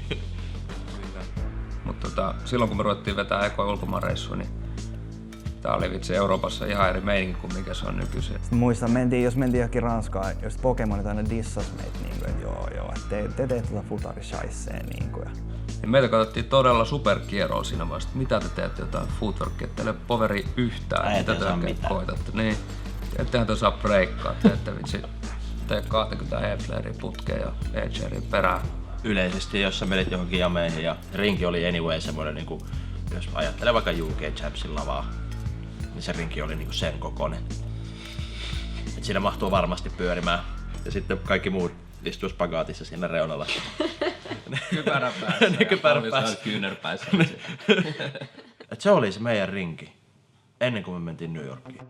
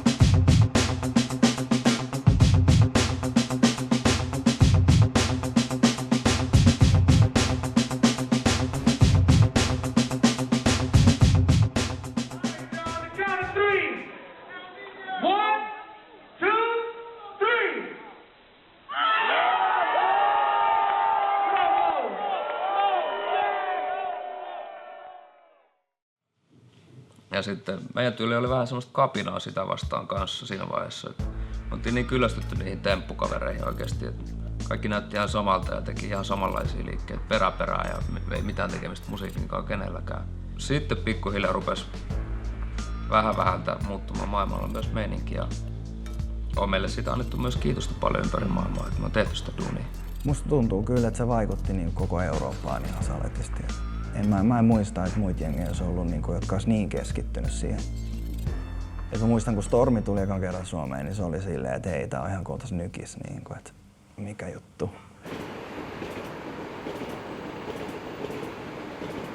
My name is Fredrik Herranen. They call me Freeze. I'm from Gothenburg in Stockholm, Sweden.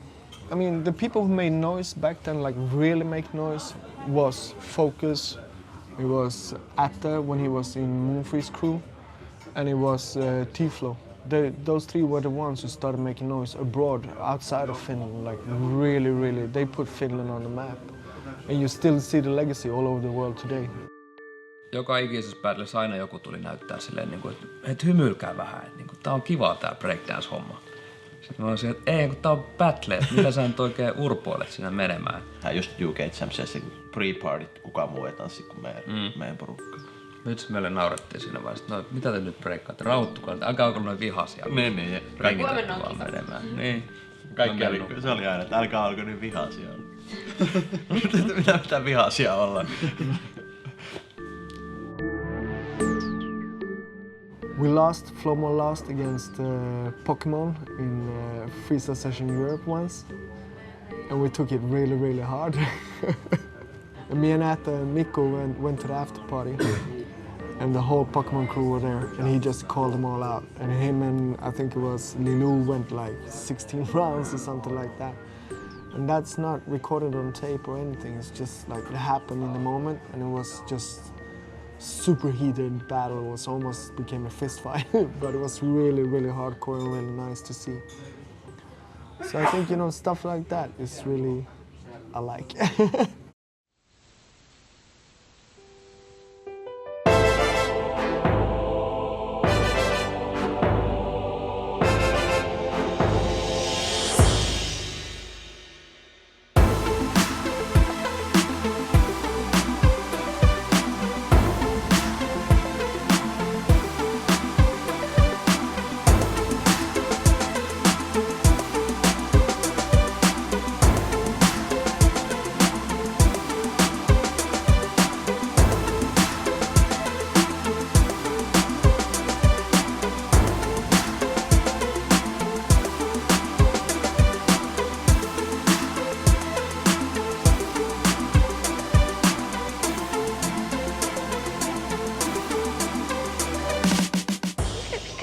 Suomalaisuus, että beaglerit on vaan niin älyttömän hyviä, että ne on naisia, totta kai naisia, mutta siis niissä on semmoinen älytön raakuus ja semmoinen omanlainen feminiinisyys siinä kaiken niin kuin voiman ja sen tekniikan alla, että se on vaan musta niin upeeta.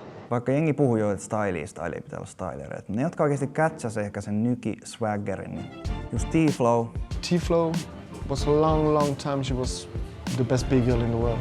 The style and flavor she has is incredible. It's like, and it affected the whole plan. She showed, you know, like, she showed big girls that, you know what, we're equal as men, you know. Don't go for that. No, we can't do it like they do and da. She just showed the whole world it's possible. Nämä oli siellä samaan aikaan tuolla Rocksteady Anniversaryissa ja sitten kun näki niitä mimmejä siellä nykissä, niin oli vähän jotenkin pettynyt oikeasti siihen tasoon, kun mä olin menossa hip-hopin mekkaan ja sitten Suomessa onkin paremmat breikkarit kuin siellä. Ja varsinkin just Taija oli niin kova niin kuin mimmi.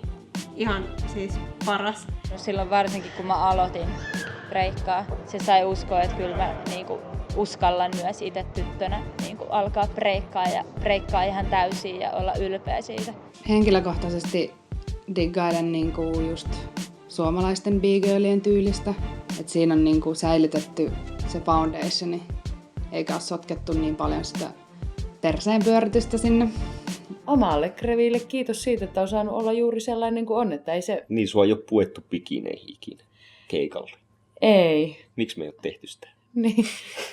No, te ette ole ehkä ihan syystä yrittäneetkään niin sekin voi olla, joo. Niin, mutta joo. Se on jollain tapaa aika niinku äijätyyli. Siis suomalainen vai? Niin. No mulle henkilökohtaisesti se, mikä mua niinku koukutti koko laji, oli just se, että se on niin pirun vaikeeta.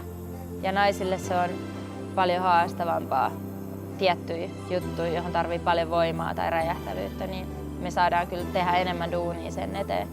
Koska on eri fysiikka niin kuin miehillä, niin pystyykö ikinä saavuttamaan niin kuin samanlaista teknistä tasoa?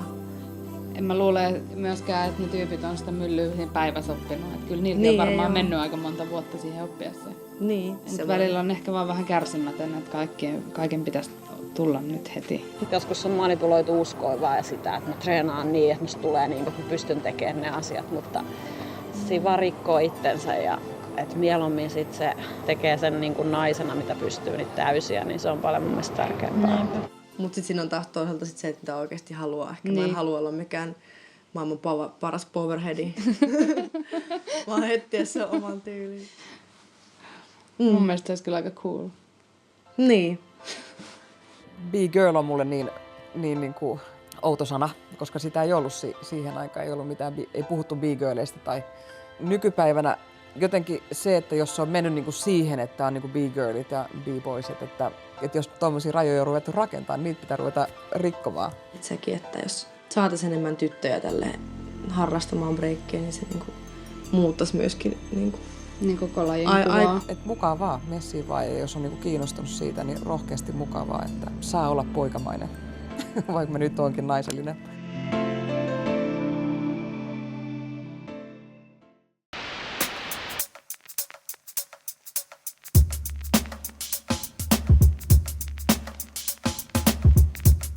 Sitä aloitti totta kai sen takia, että en mä niinku kelannut, että breikki olisi niinku mikään tanssi. Et en mä ajatellut, että mä alkaisin tanssimaan, että mä alkaisin harrastaa tanssia.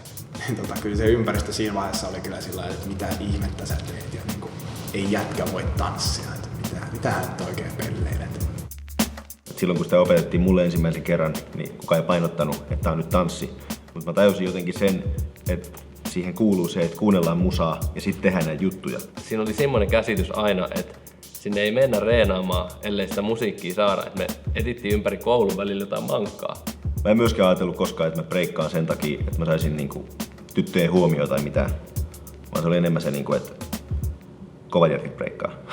Niin esimerkiksi tämmöinen juttu, kun päästiin yläasteelle ja tytöt rupesi kiinnostaa, niin sitten mentiin näihin koulujen välisiin skaboihin, niin se oli hienoa kaveri, joka astui bussiin, mikä oli tämän tyttöjä, ja sitten oli sellainen huhuh.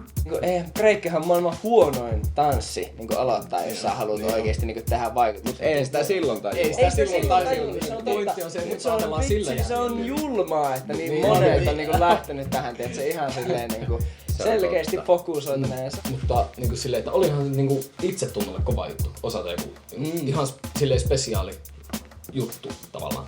Vaikka okei, siellä kaikkihan treenasi. Meidän luokalla taisi olla yksi poika, joka ei breikannut tai jotain. Se oli semmoinen aika valtavirta juttu, mutta silti kun se osasi, niin se oli niinku silleen spesiaalia. Breikki on mun mielestä sinänsä mielenkiintoinen opetettava tai katutanssi ylipäätänsä. Ensinnäkin se kohderyhmä on aika usein aika semmoista just niinku se on siinä nuorta, se on ehkä esiteini-ikäistä, teini-ikäistä.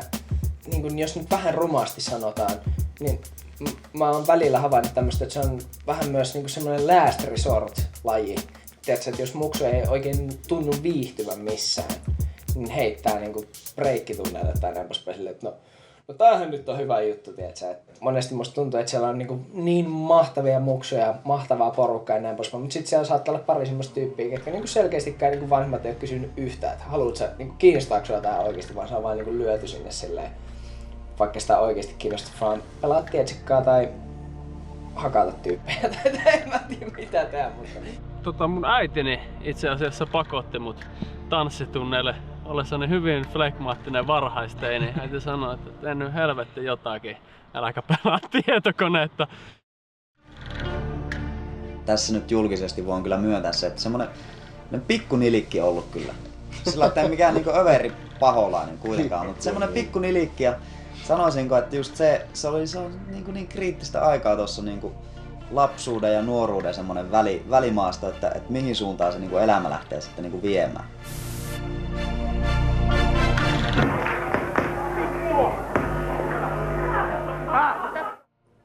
Niin, minun oppilaaksi tulee monesti, ei suinkaan suuri osa ryhmästä, mutta silloin aina muutama, joilla on pikkusen ehkä ongelmia itsehillinnän kanssa. Mutta yhtäkkiä breikkitunnilla, niin se asenne, mikä heillä on, niin sopii sinne. Ja sitä voi siellä hyödyntää. It's working!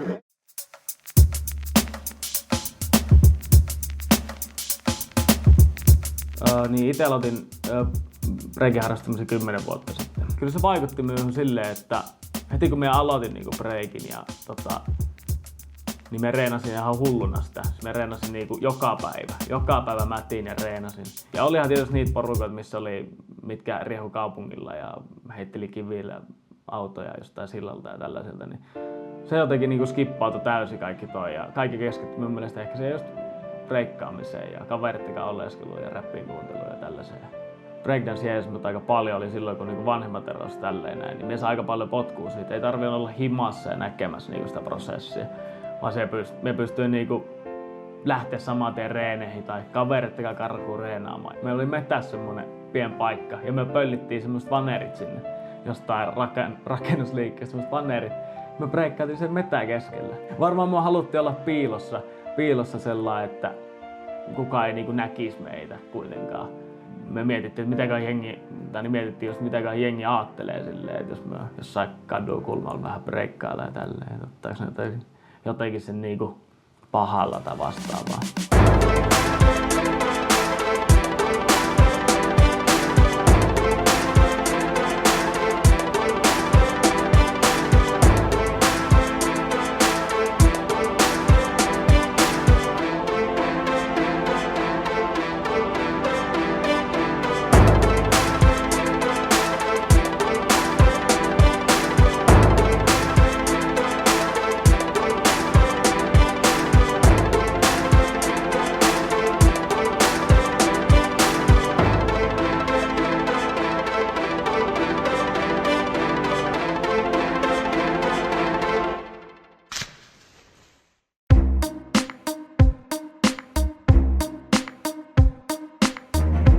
Jos jollain jotain nokakoputtamista, niin täällä lukee nimi.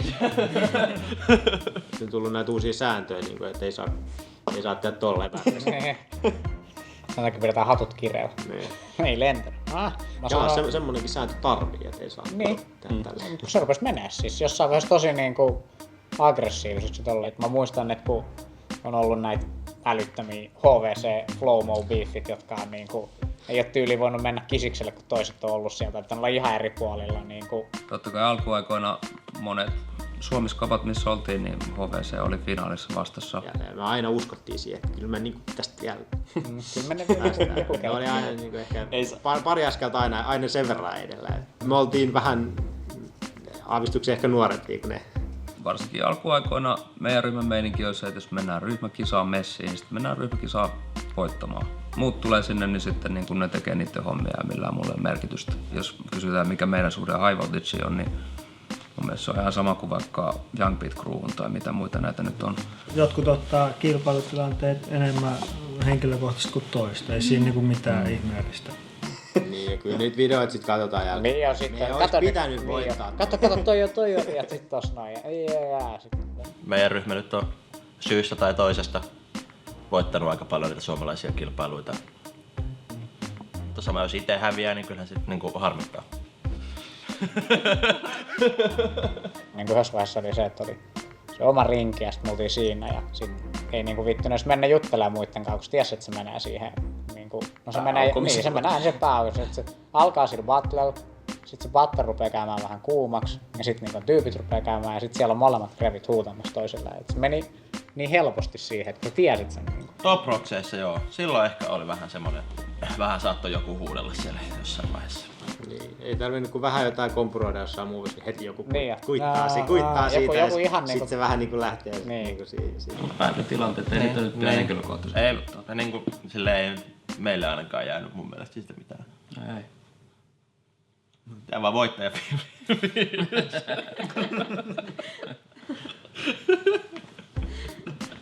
niin kuin kaikista battleista pitää jäädä. Jos sä battleat sun jengin kanssa, niin sä annat siihen kaikki, sen jälkeen sulla pitää olla niinku kingin fiilis siitä. Se on se, minkä takia sitä tehdään. Niinku, et ihan hauska, että sä kysyit tämmöisiä kysymyksiä, koska jengi hyssyttelee niinku hirveästi, että jos jotain riitaa, se kuuluu oikeasti tähän hommaan. Et ei sun tarvi olla kaikkien kanssa kaveri, eikä tulla toimeen parhaiten. Semmoinen niin toisten turha halailu ja kiva meininki ei välttämättä hirveästi vie eteenpäin, vaan se oikeasti vie eteenpäin, että jos sulla on joku syy treenaa, niin se vie sitä eteenpäin, että on kunnon kilpailutilanne ja jos on vähän riitaa, niin mikä sen parempi. Niin kun se on niin henkilökohtaisesti se kaikki battlaaminenkin ja sitten kaikki se esiintyminen ja ihmiset jotenkin kadottaa sen todellisuuden tajun, että hei, tää on niin vakavaa, mutta kaikilla on silleen, että sun täytyy olla paras. Kukaan ei saa hyppiä sun niinku varpaille. Just yksi mun hyvä frendi, jonka kanssa tuli jotain niinku riitaa just tanssista ja sit jotain biifattiin ja battlattiin jotain just klubilla ja sit siitä tuli se paha mieli kummallekin. Ja sit me mentiin just niinku sopimaan se, mentiin sopii se niinku kahvilaan. Sit se jäbä vaan sanoi mulle, että mä oon niinku sika yksinäinen. Niin sit mä huomasin, että jos vaan se niinku tanssi sua yhdistää, se niinku skabaaminen yhdistää, niin et sä silloin oikeesti oo jotenkin syvällinen silleen kaveria.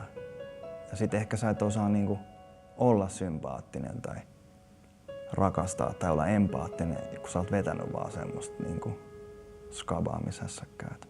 Mutta breakissä pitää olla, sun pitää olla vähän spedeä, sun pitää olla vähän semmoinen itsekäs myös. Niinku.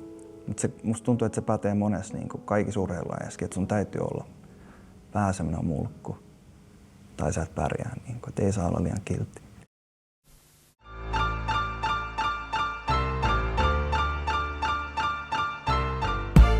Kisahallihan on Helsingin kaupunginvaltuutettu, kaupungin suojelukohde. Rakenteelliset muutokset on kielletty ja ollut aina.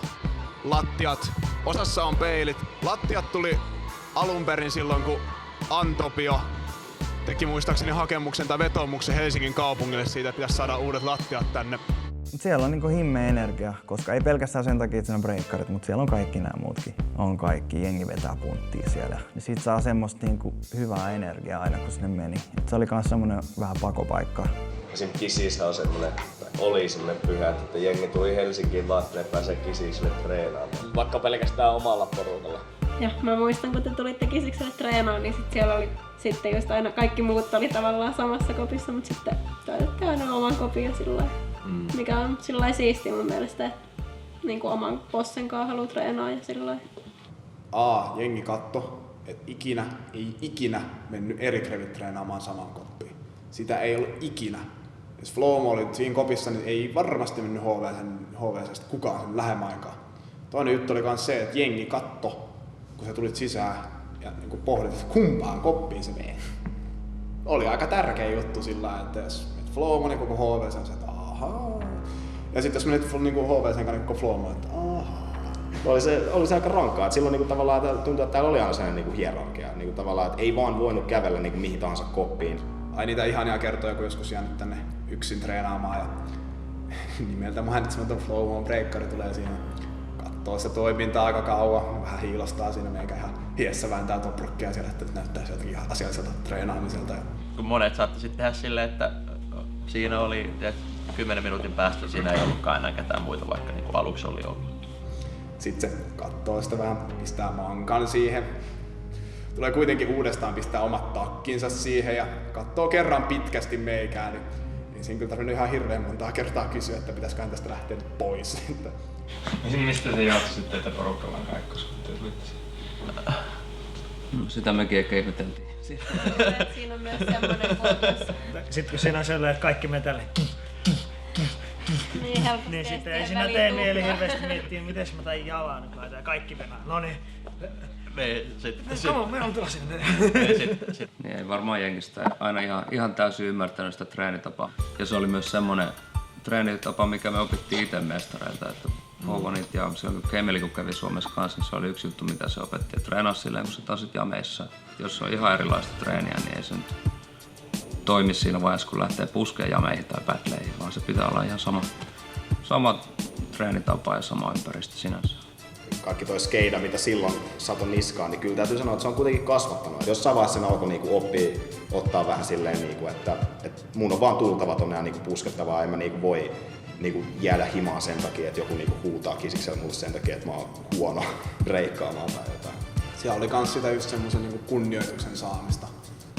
Et siellä ihan rehellisesti niinku, me laskettiin sitä, että kenelle on moikannut kukakin breikkari. Että okei, että nyt Ätä on moikannut vaikka meikään, että kyllä.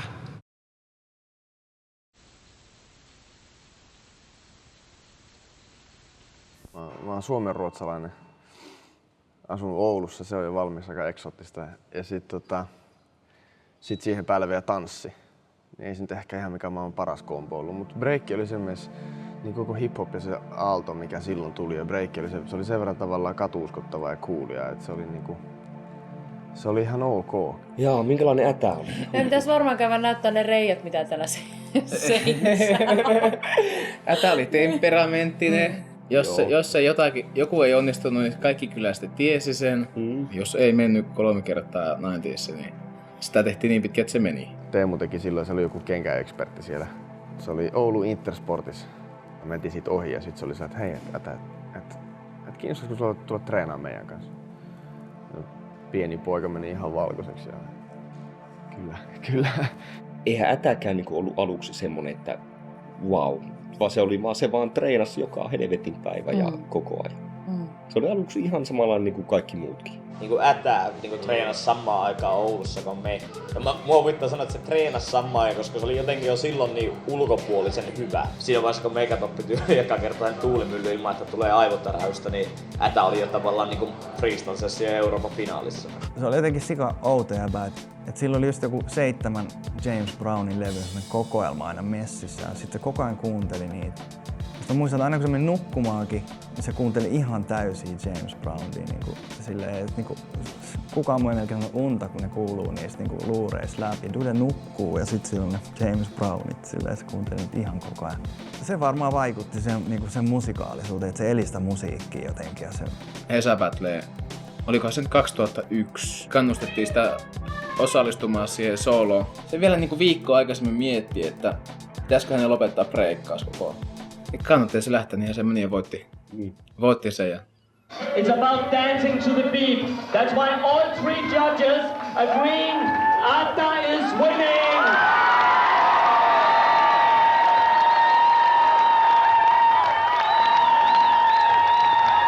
Nykyään se on niinku ihan normaali, että jengi tanssii biittiin alhaalla, tekee futareita tai tekee juttuja musiikkiin. Et kun sä menit alas, niin ei jengi kuunnellut siellä mitään, ne vetti valmiita sarjoita ja jotain, mutta niinku Ätä oli ensimmäinen mun mielestä, joka se kuunteli sitä musaa aina ihan sikana.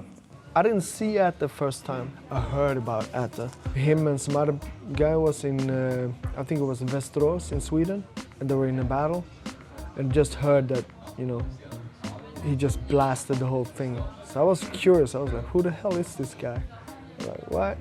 Ja sit seuraava reissu tuli jonnekin, Ranskassa käytiin 2001. Ja sit se niinku pikkuhiljaa, sit ruvettiin saamaan, niinku, ei menty enää omilla rahoilla, vaan tuli kutsuja. Ei siinä ollut mitään muuta, kun sit aina kun oli ulkomailla, niin sit piti mennä jonkun perään. Ja mieluiten se, joka oli paras. Kyllä se asenne oli niinku aika hurjaa ja kyllähän siinä niinku ylimielinen oli. Tavallaan sit rupesi pelaa täällä Suomessa sitä peliä, mitä Jenkeissä esimerkiksi pelataan, sitä, että haastetaan. Kun se tuli, se muutti stadiin, niin se oli aika semmoinen niinku, tietyllä tavalla jopa vähän röyhkeä. Ätällä oli se, että kun sillä oli se, että aina kun joku käy, niin se käy niinku aina vähän niinku haastaa, se vähän niinku treenasi sillä itteensä. Et joka oli ihan selvästikin hyvä treenimetodi, mutta se oli myös tosi hermoja. Niin, siis se oli tosi hermoirastava, koska jos sä menit treenaamaan sen kanssa kisiksellä samaa koppia, ja sä olet, ei vittu. Se kasvatti sitä yhteistä skeneä aika lailla, mun mielestä ainakin, mutta kyllä asenne oli kova. Aika monta nokkapokkaa tuli hänen kanssaan, ihan tosi typeristäkin seikoista ryhmän kautta ja yksilötasolla. Se oli tietysti kasvattavaa itselle, mutta oli tietysti aika ikävää, että kun henkilöitä katsoi ylöspäin, niin ne haukkuivat ihan alimpaan helvettiin. Niin siis, kyllä mä pinin häntä kuusin päällä. Niin oli, joltain olisi jopa negatiivinen suomiskenen hänen, että hän pakotti niin ihmisiä valitsemaan puolensa. When he came out, when he was young, he was on fire. You know, he battled anything really hard. He just went all out every time. Kuulin, yksi tyyppi tuli sanoa mulle, että Lamine on sanonut, että sä oot liian nuori tuomaroimaan. Mä oon silloin paljon tuomaroinut. Ja eihän breikkari semmoista paskaa ota vastaan. That changed around that period when he had that sort of famous battle with Lamine. After that it started to change a little bit. Ja sit se oli siinä, että ei, että anna olla. Mä sanoin, että ei, kun mikä. Se oli se, I think you're too young to judge. Sitten mä otin 2 askelta taaksepäin ja mä sanoin, että you're too back to judge. Ja sit ihmiset siinä ympärillä oli silleen, kääntyi näin. Ja sit mä otin mulle joku pyyhettä tossa, mä vielä oikein dramaattisesti heitin se pyyhkeä, että no niin, anna tulla. Ja sit niinku hirveellä agrella batlattiin ja ihan hyvin se meni. Ja sen jälkeen oli vielä vähän jotain säätämistä ja itse tajusin, mä tein siinä omasta mielestäni tosi huonosti. Mulla oli niin paljon agrea ja niin paljon semmoista niinku energiaa ja näyttämisen halua, että se meni niinku överiksi. Mä niinku näytin liikaa. En tarkoita nyt liikkeessä, vaan niinku energiassa. Koko ajan staplaan jaloilla ja koko ajan vähän liikaa agrea. Ja se tavallaan halu näyttää ja se niinku se vuosi perään niinku semmoinen aggressio, se kuluttaa hirveän paljon. Ja kyllä se niinku vieläkin löytyy, meissä kaikissa on se sisällä se semmoinen, niinku, että pakko päästä vähän näyttää. Nyt mä tiedän just miten mä pääsen tuonne väliin tai tuohon jonnekin rinkiin. Et kyllä se siihen lepää, mutta se niinku pehmeentys, se tavallaan se tekniikka ja se tekemisen merkitys on suurempi kuin se niinku haluamisen ja se toisen ihmisen nöyryttäminen.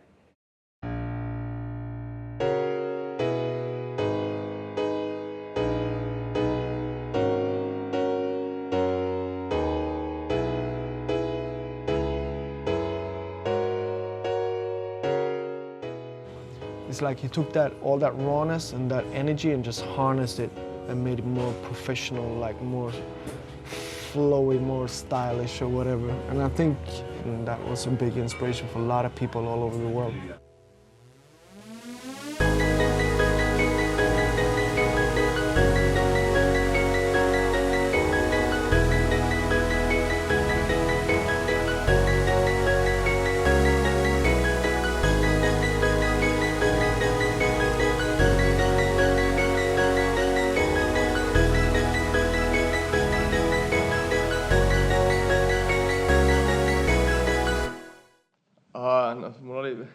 Mulla oli aika jännä suhde moneenkin niin tanssia. Oli paljon semmoisia niin nuorempia, tanssitaidollisesti nuorempia ihmisiä, jotka sitten ei ehkä tykännyt siitä sillä tavalla, että joku tuli niin silleen niin haastaa suorilta. Ja siitä tuli niin paljon tuli semmoista ikään kuin shaisseja sain siitä, että miten joku voi olla noin kusipää tai että kamaa, että mitä sun pitää niin todistaa kaikille. Ja se on hirveän moni, sen otti niinku henkilökohtaisesti. Mä muistan yksi kundi, jolla oli kipsi jalassa ja sit se öykkäröi jossain battlessa. Sitten mä tein jotain juttuja ja sit mä niinku osoitin sitä, kun se puhuu niinku hirveästi puhuu kaikkea. Sitten se suuttui mulle niin kauheasti. Mä tein jonkun ihan pienen jonkun jutun, mikä saa just niinku oikeasta narusta vetäsin. Se oli siis itku kurkussa silleen oli niin vihainen mulle, että heti kun hän saa tämän kipsin pois, niin hän matkustaa Suomeen batlaa sua vastaan. No on hyvä, nyt niin herää henkiin jotain asioita. Ja sitten jos siitä niin ikään kuin suuttuu, niin sitten ei tämä laji ehkä välttämättä ole se juttu. Tai sitten ainakin muistaa, että ehkä ei kannata pitää niin suurta meteliä, jos ei niin pysty ikään kuin ottaa sitä konfrontaatiota. Ja mä en ehkä itse välttämättä ole se, joka niinku istuu perseelläni ja sitä ajattelee, että no joku tekee sen mua ennen ja sit mä sen jälkeen teen. Vaan mun on pakko oltava ensimmäinen ja paras, jos vaan mahdollista. Ainakin mä oon tehnyt jotain, mikä on saanut ihmiset liikkeelle. Myöhemmin, kun ollaan tutustuttaa niin poispäin, niin kyllä tämä on loistava tyyppi. Se on opettanut mulle tosi paljon niin reikissä. Ja kyllähän niin tanssillisesti hän antoi ihan valtavasti suomiskenelle. Ihan siis sitä ei voi kiistää kukaan. Niin, siis ihan niin nykypäiviinkin asti. Mutta nykyään hän on ihan loistava tyyppi, ei siinä mitään.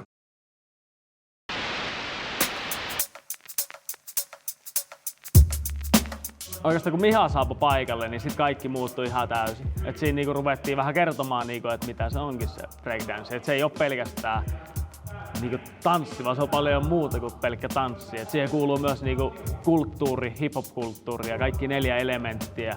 Miha oli itse DJ, se kertoi niistä hommista meille paljon. Sitten varsinkin milloin niinku tapahtui semmoinen iso kaari meidän toiminnassa, niin se oli se itse asiassa just kun Street Culture Club perustettiin ja lähdettiin kehittämään sitä toimintaa. Ja sitten sen jälkeen me saatiin semmonen hyvä poppo ja ruvettiin pitää omia pikkujammeja ja mihin sitten tuli niinku ihan ympäri Suomeakin porukkaa. SM-karsinat Lappeenrannassa. Minun mielestä se on jo aika kova juttu, niinku, mihin me ollaan niinku päästy tässä. 30 vuotta tässä on kohta seurattu tätä kulttuurin kasvua ja muuttumista Suomessa ja maailmalla, niin nyt ollaan päästy siihen tilanteeseen, mitä mä haaveilin nuorena poikana, mitä se voisi olla. Esimerkiksi Suomen B-boy-liitto on pistetty pystyyn tasan tarkkaan sen takia vaan, että me haluamme tehdä toimintaa breikkareilta breikkareille. Mä väittäisin, että nyt ollaan taas pienessä nousussa. Moni tanssikoulu nykyään elää katutanssilla, koska katutanssi on se, joka tuo rahan taloon. Totta kai skene on lähtenyt ihan hurjaan nousuun tämän Saifan jälkeen. No me perustettiin Saifa sen takia, että jokainen meistä on opettanut tosi pitkään niin kuin eri tanssikouluille. Ja monesti, aina kaikissa tanssikoulussa niin kukaan niistä ei tiennyt yhtään, mitä siellä tunnilla tehdään. Niillä on ihan sama, kuka siellä opettaa, tuleeko joku sijainen. Se antaa ihan väärän kuvaa, se ei niin kuin luo mitään rakenteita sille, mitä sä teet. Niin kuin, että me saadaan nyt tehdä sitä, missä me ollaan hyviä. Ja me saadaan passaa sitä eteenpäin. Me pusketaan niinku oikealla arvoilla semmoista oikeaa niinku hip-hop-meininkiä, eikä pelkästään breikkiä, vaan niin promotaan ihan sikana kaikkia muitakin lajeja. No nyt on ruvennut katsoa noita biiffejä, mitä on ollut noiden muiden vanhojen ryhmien kanssa. Et ei ole niinku, ei ole esimerkiksi just kun Flowmo-jävät, jotka jossain vaiheessa ei ole voinut olla samassa kopiskisiksellä, niin tulee heittää femmoja. Ja, et kyllä tästä vielä lähtee uuteen nousuun, niin kuin HVCkin. Mun mielestä skene on niinku avautunut aika paljon. Niin. Että niinku, no jotkut sanoo, että se on hyvä, että se on huono, mutta että aika vähän on mitään biiffiä nykyään niinku grevien välillä. Kaikki on niin hyviä kavereita. Niinpä. Sitten on kiva justiin niinku jameis, kun kaikki niinku ystävät on siellä. Niinpä. Ei siinä tule niinku semmoinen fiilis, että nyt tapellaan. Niinpä. Se, mikä ehkä tämän päivän näissä tapahtumissa on ongelmana, on se, että kaikki tuntee kaikki. Silloin ei tunnettu ketään. Kateltiin ympärissä siellä. Niin se on jotenkin niin omaan päähän jotenkin tosi typerä ajatus, että mä ennen sitä battle on sen saman tyypin kanssa tuolla hengailemassa, halailen, heitän femmaa sille. Ja sitten yhtäkkiä mä oonkin vihainen sille. Sä tunnet kumminkin kaikki, sä tiedät, että ne on hyviä tyyppejä. Mikä se pointti siinä on, kun me ollaan kaikki kumminkin niin kuin jotenkin onnekkaita ja jotenkin... Siinä ei kilpailu on kuollut. Niin, vähän niin, niin jos semmoista niinku back in the days oli, niin. Että jos ei ollut beefiä jengin kanssa, niin sitten kehitettiin sitä beefiä, että saatiin se battle aikaan tosissaan. Siis siinä oli ihan hullu palo silloin oikeesti. Oli. Kaikki oli tosissaan kyllä tekemässä. Joo. Tykkään siitä nykyään, että on hyvä Kaikki on kaikki on kavereita, niin se kuuluu ollakin.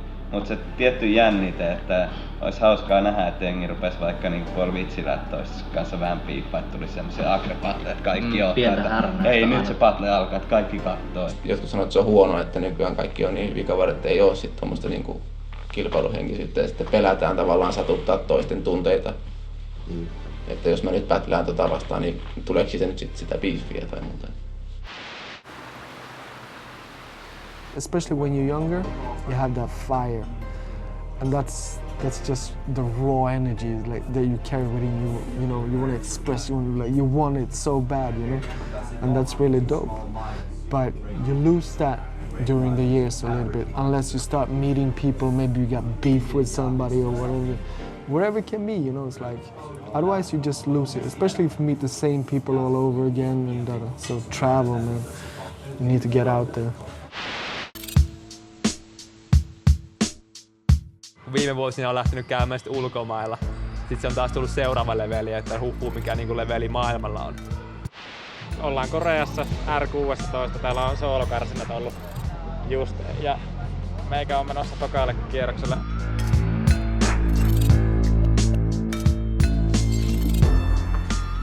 Se on kyllä tosi siisti nähdä, miten pystyy niinku menemään niinku maailmallekin täältä niinku ihan joensta ponnista. Ei sitä joskus silloin tiennyt, että vitsi, jonakin päivänä on samassa tapahtumassa jossain ulkomailla kuin ne. Voi se olla, että me päädytään molemmat tekemään niinku tanssilla työtä, että niin. Ei sitä tiedä koskaan.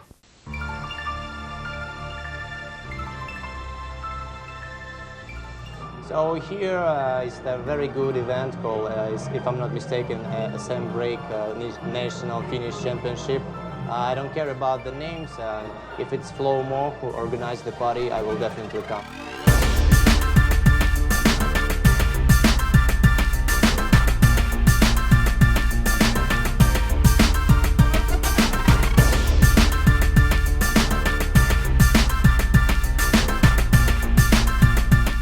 Tarkoitus se Breakin SM on ollut se, että kaikille Suomen parhaille breikkareille järjestetään semmoiset kisat ainakin kerran vuodessa, mihin ne voi ottaa osaa, missä on hyvä taso.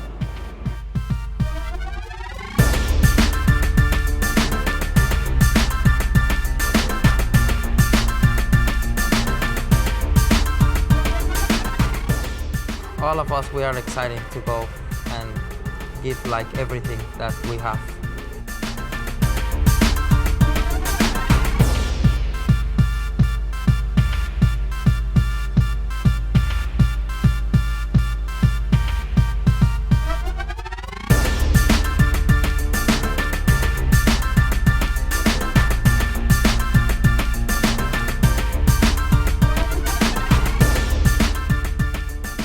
I also like Finnish b-boys.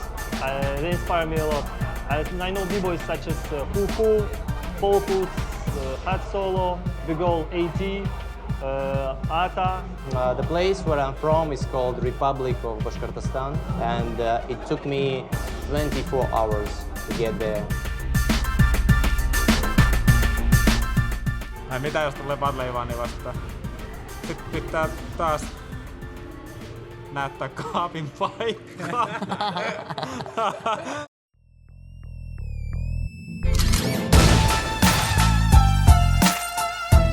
I always say like, let's kill each other, and that's what we do. Like, you know, I don't care like if it's Kenka or Matti.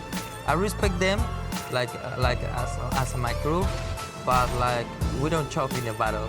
So when we are against each other, so let's kill each other. Oma kaveri Vasse, niin sillä on kaikkein hauskinta breikata ja silloin saa niitä fiiliksiä. Ja sitten kun näkee, että tuon kaveri onnistuu, niin sitten siitä saa myös niinku siihen itselle sitä fiilistä. Tavallaan se on tosi hölmöä battlata kaveri vastaan, mutta sitten se on myös jollain tavalla haastavinta. Niin sieltä just.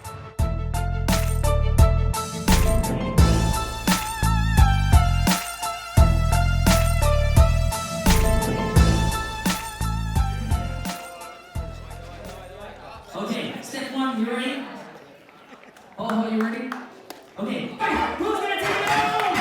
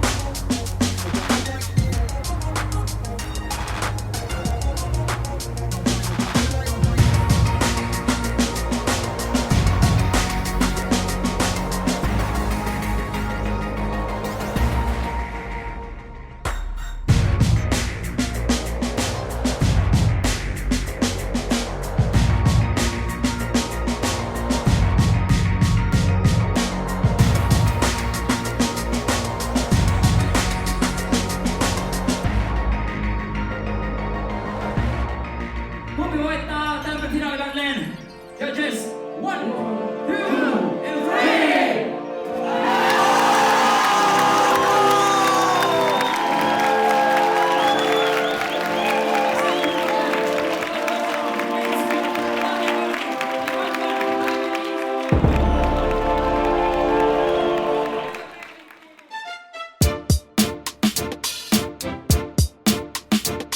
You see that all the people, they really think about what they're doing and how they come and try to be original, and you know that's all good, it's all love. So I see a lot of creativity. I was really impressed with their own originality out here and the energy and the love for the dance and the passion. I enjoyed the competition, and I can see they're going on the right track. They feel their music, they dance with passion, and they know their movements, which is big for me. It's not about the moves, it's about the movement, how you move, how you feel the music, how you dance, your rhythm, the whole package. But I felt that here today, and I can see they're going in the right direction. So my hat. Tips for the incredible breakers: Flowski, IB, New York, Boston, in the house. Peace. It's important, just keep practicing, keep throwing. Trust me, you guys are going to big places. Keep it forward, keep the energy, keep the love. You guys are in the right position, in the right place. Creativity, brother, and energy.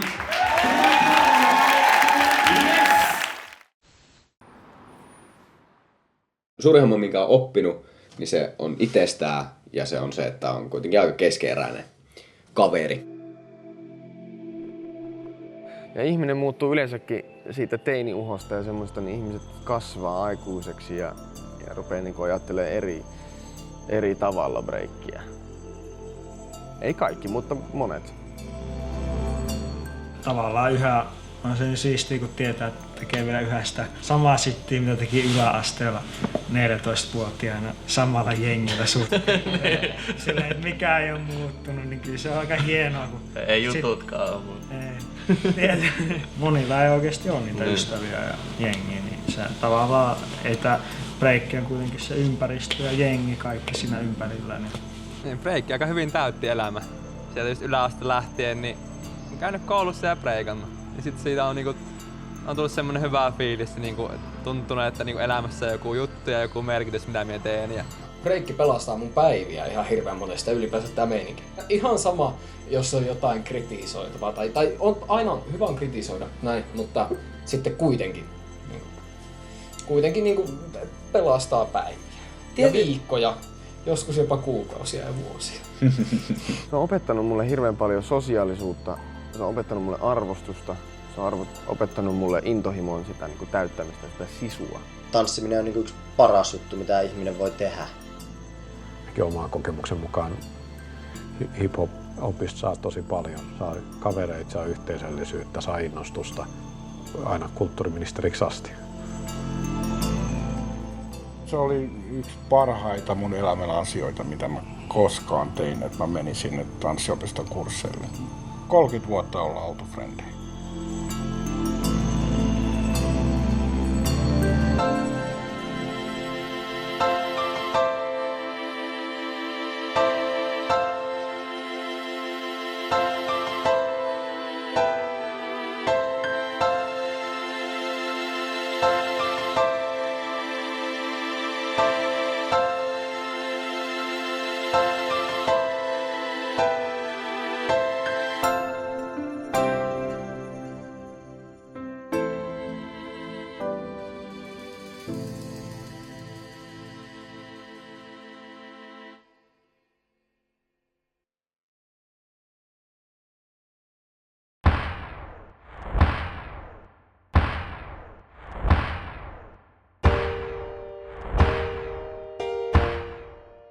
Käveltiin paybackkeihin Niken kanssa porutat ylös ja sieltä kuului se funkin kaiku sieltä ja sitten kun avattiin sellaiset saluunaovet vähän niinku sinne, niin se avautui niinku kokonaan uusi maailma sieltä silleen meille.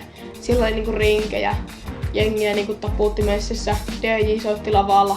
Ja mietin, että saako tonne rinkiin mennä, että me oltiin Niken kanssa mietittiin siellä että oikeesti, että saako noihin mennä, että onko ne niinku maksullisia tai jotain.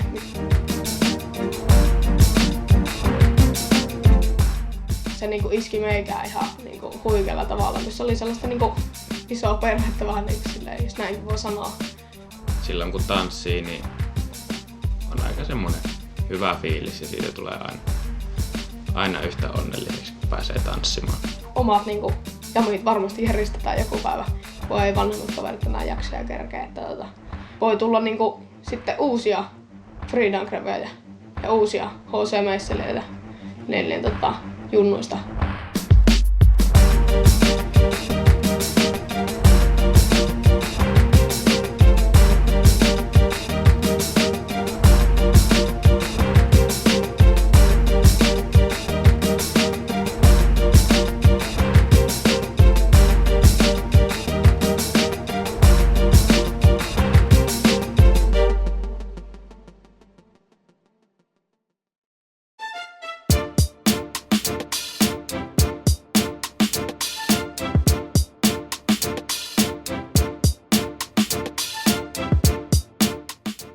Keski me ajetaan puuta päin.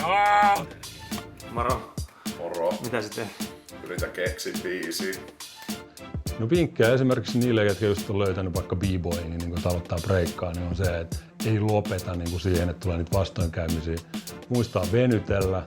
Ja sitten se, että vaikka jengi puhuu foundationista, niin silti teet niitä covereita. Käyttäkää muuten kaikki, eikä oikeasti niitä suojia. Kävelee tuolla, niin polvet klonksuu niin lujaa, että sokeet kävelee punaisia päin. Jos sä rakastat breikkaamista, älä ikinä luovuta. Kyllä se menee se liike vielä. Älkää ikinä ajatelko olevanne liian vanhoja, liian hittaita, liian pieniä, liian suuria. Tehkää sitä, mitä niinku oikeesti haluatte tehdä. Unohtakaa kaikki kaavat. Menkää tapahtumiin paikan päälle. Niin älkää kattoko nettiä liikaa, älkää häveetkö niinku sitä, mitä te teette tai sillai. Jos haluaa mennä tanssitunnille eikä halua mennä puistoon polttelemaan kessua porukilla, niin silloin kantsii mennä tanssitunnille. Et jos sulla on palo johonkin asiaan ihan täysin ja haluat tehdä sitä ihan täysillä, niin tee. Älä välitä jos muut puhuu tai sanoo ja yrittää lannistaa sua, jos sä uskot sun omaan juttuun ja teet sitä, niin aina hyvää tulee. Ja jos sä teet sitä pyyteettömästi, niin voit luottaa, että asiat menee aina vaan parempaan suuntaan.